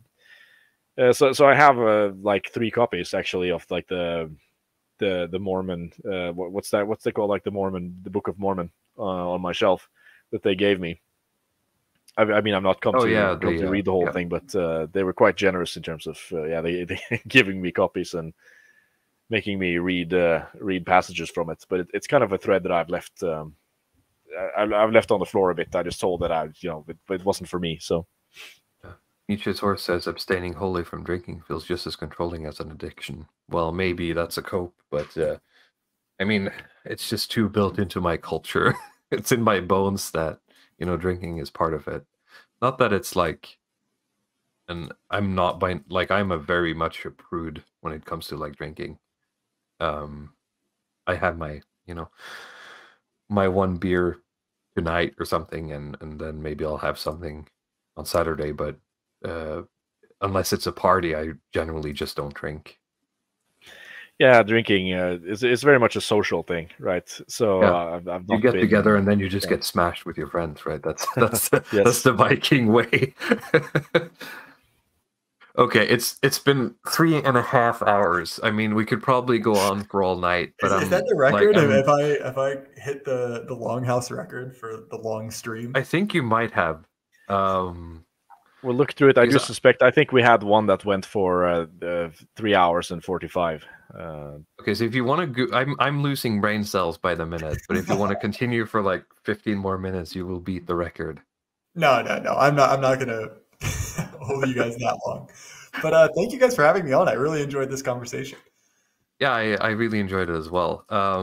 Before we go, I'm sorry I didn't front load the shilling. That's a bad form of me. Let everyone know what your socials are, Burton. All right.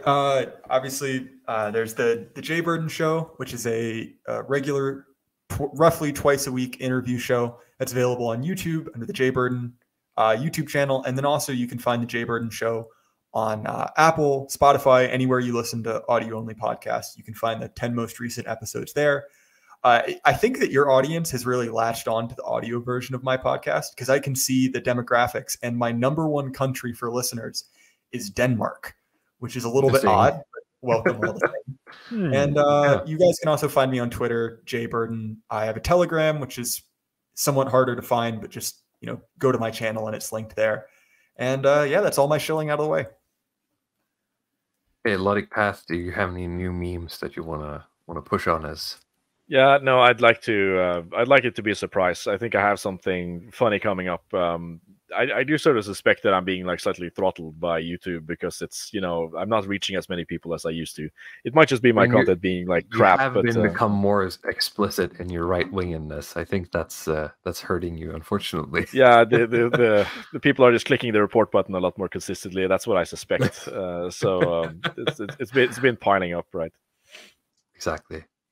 Okay, well, in the link down in the description below, you have the links to our Longhouse Clips channel. If you, for some reason, don't want to sit through 3.5 hours of whatever this was, Luddic usually chops it up into more manageable forms. We also have the link to the Telegram channel for A Walrus, my Twitter, if you want to follow me there.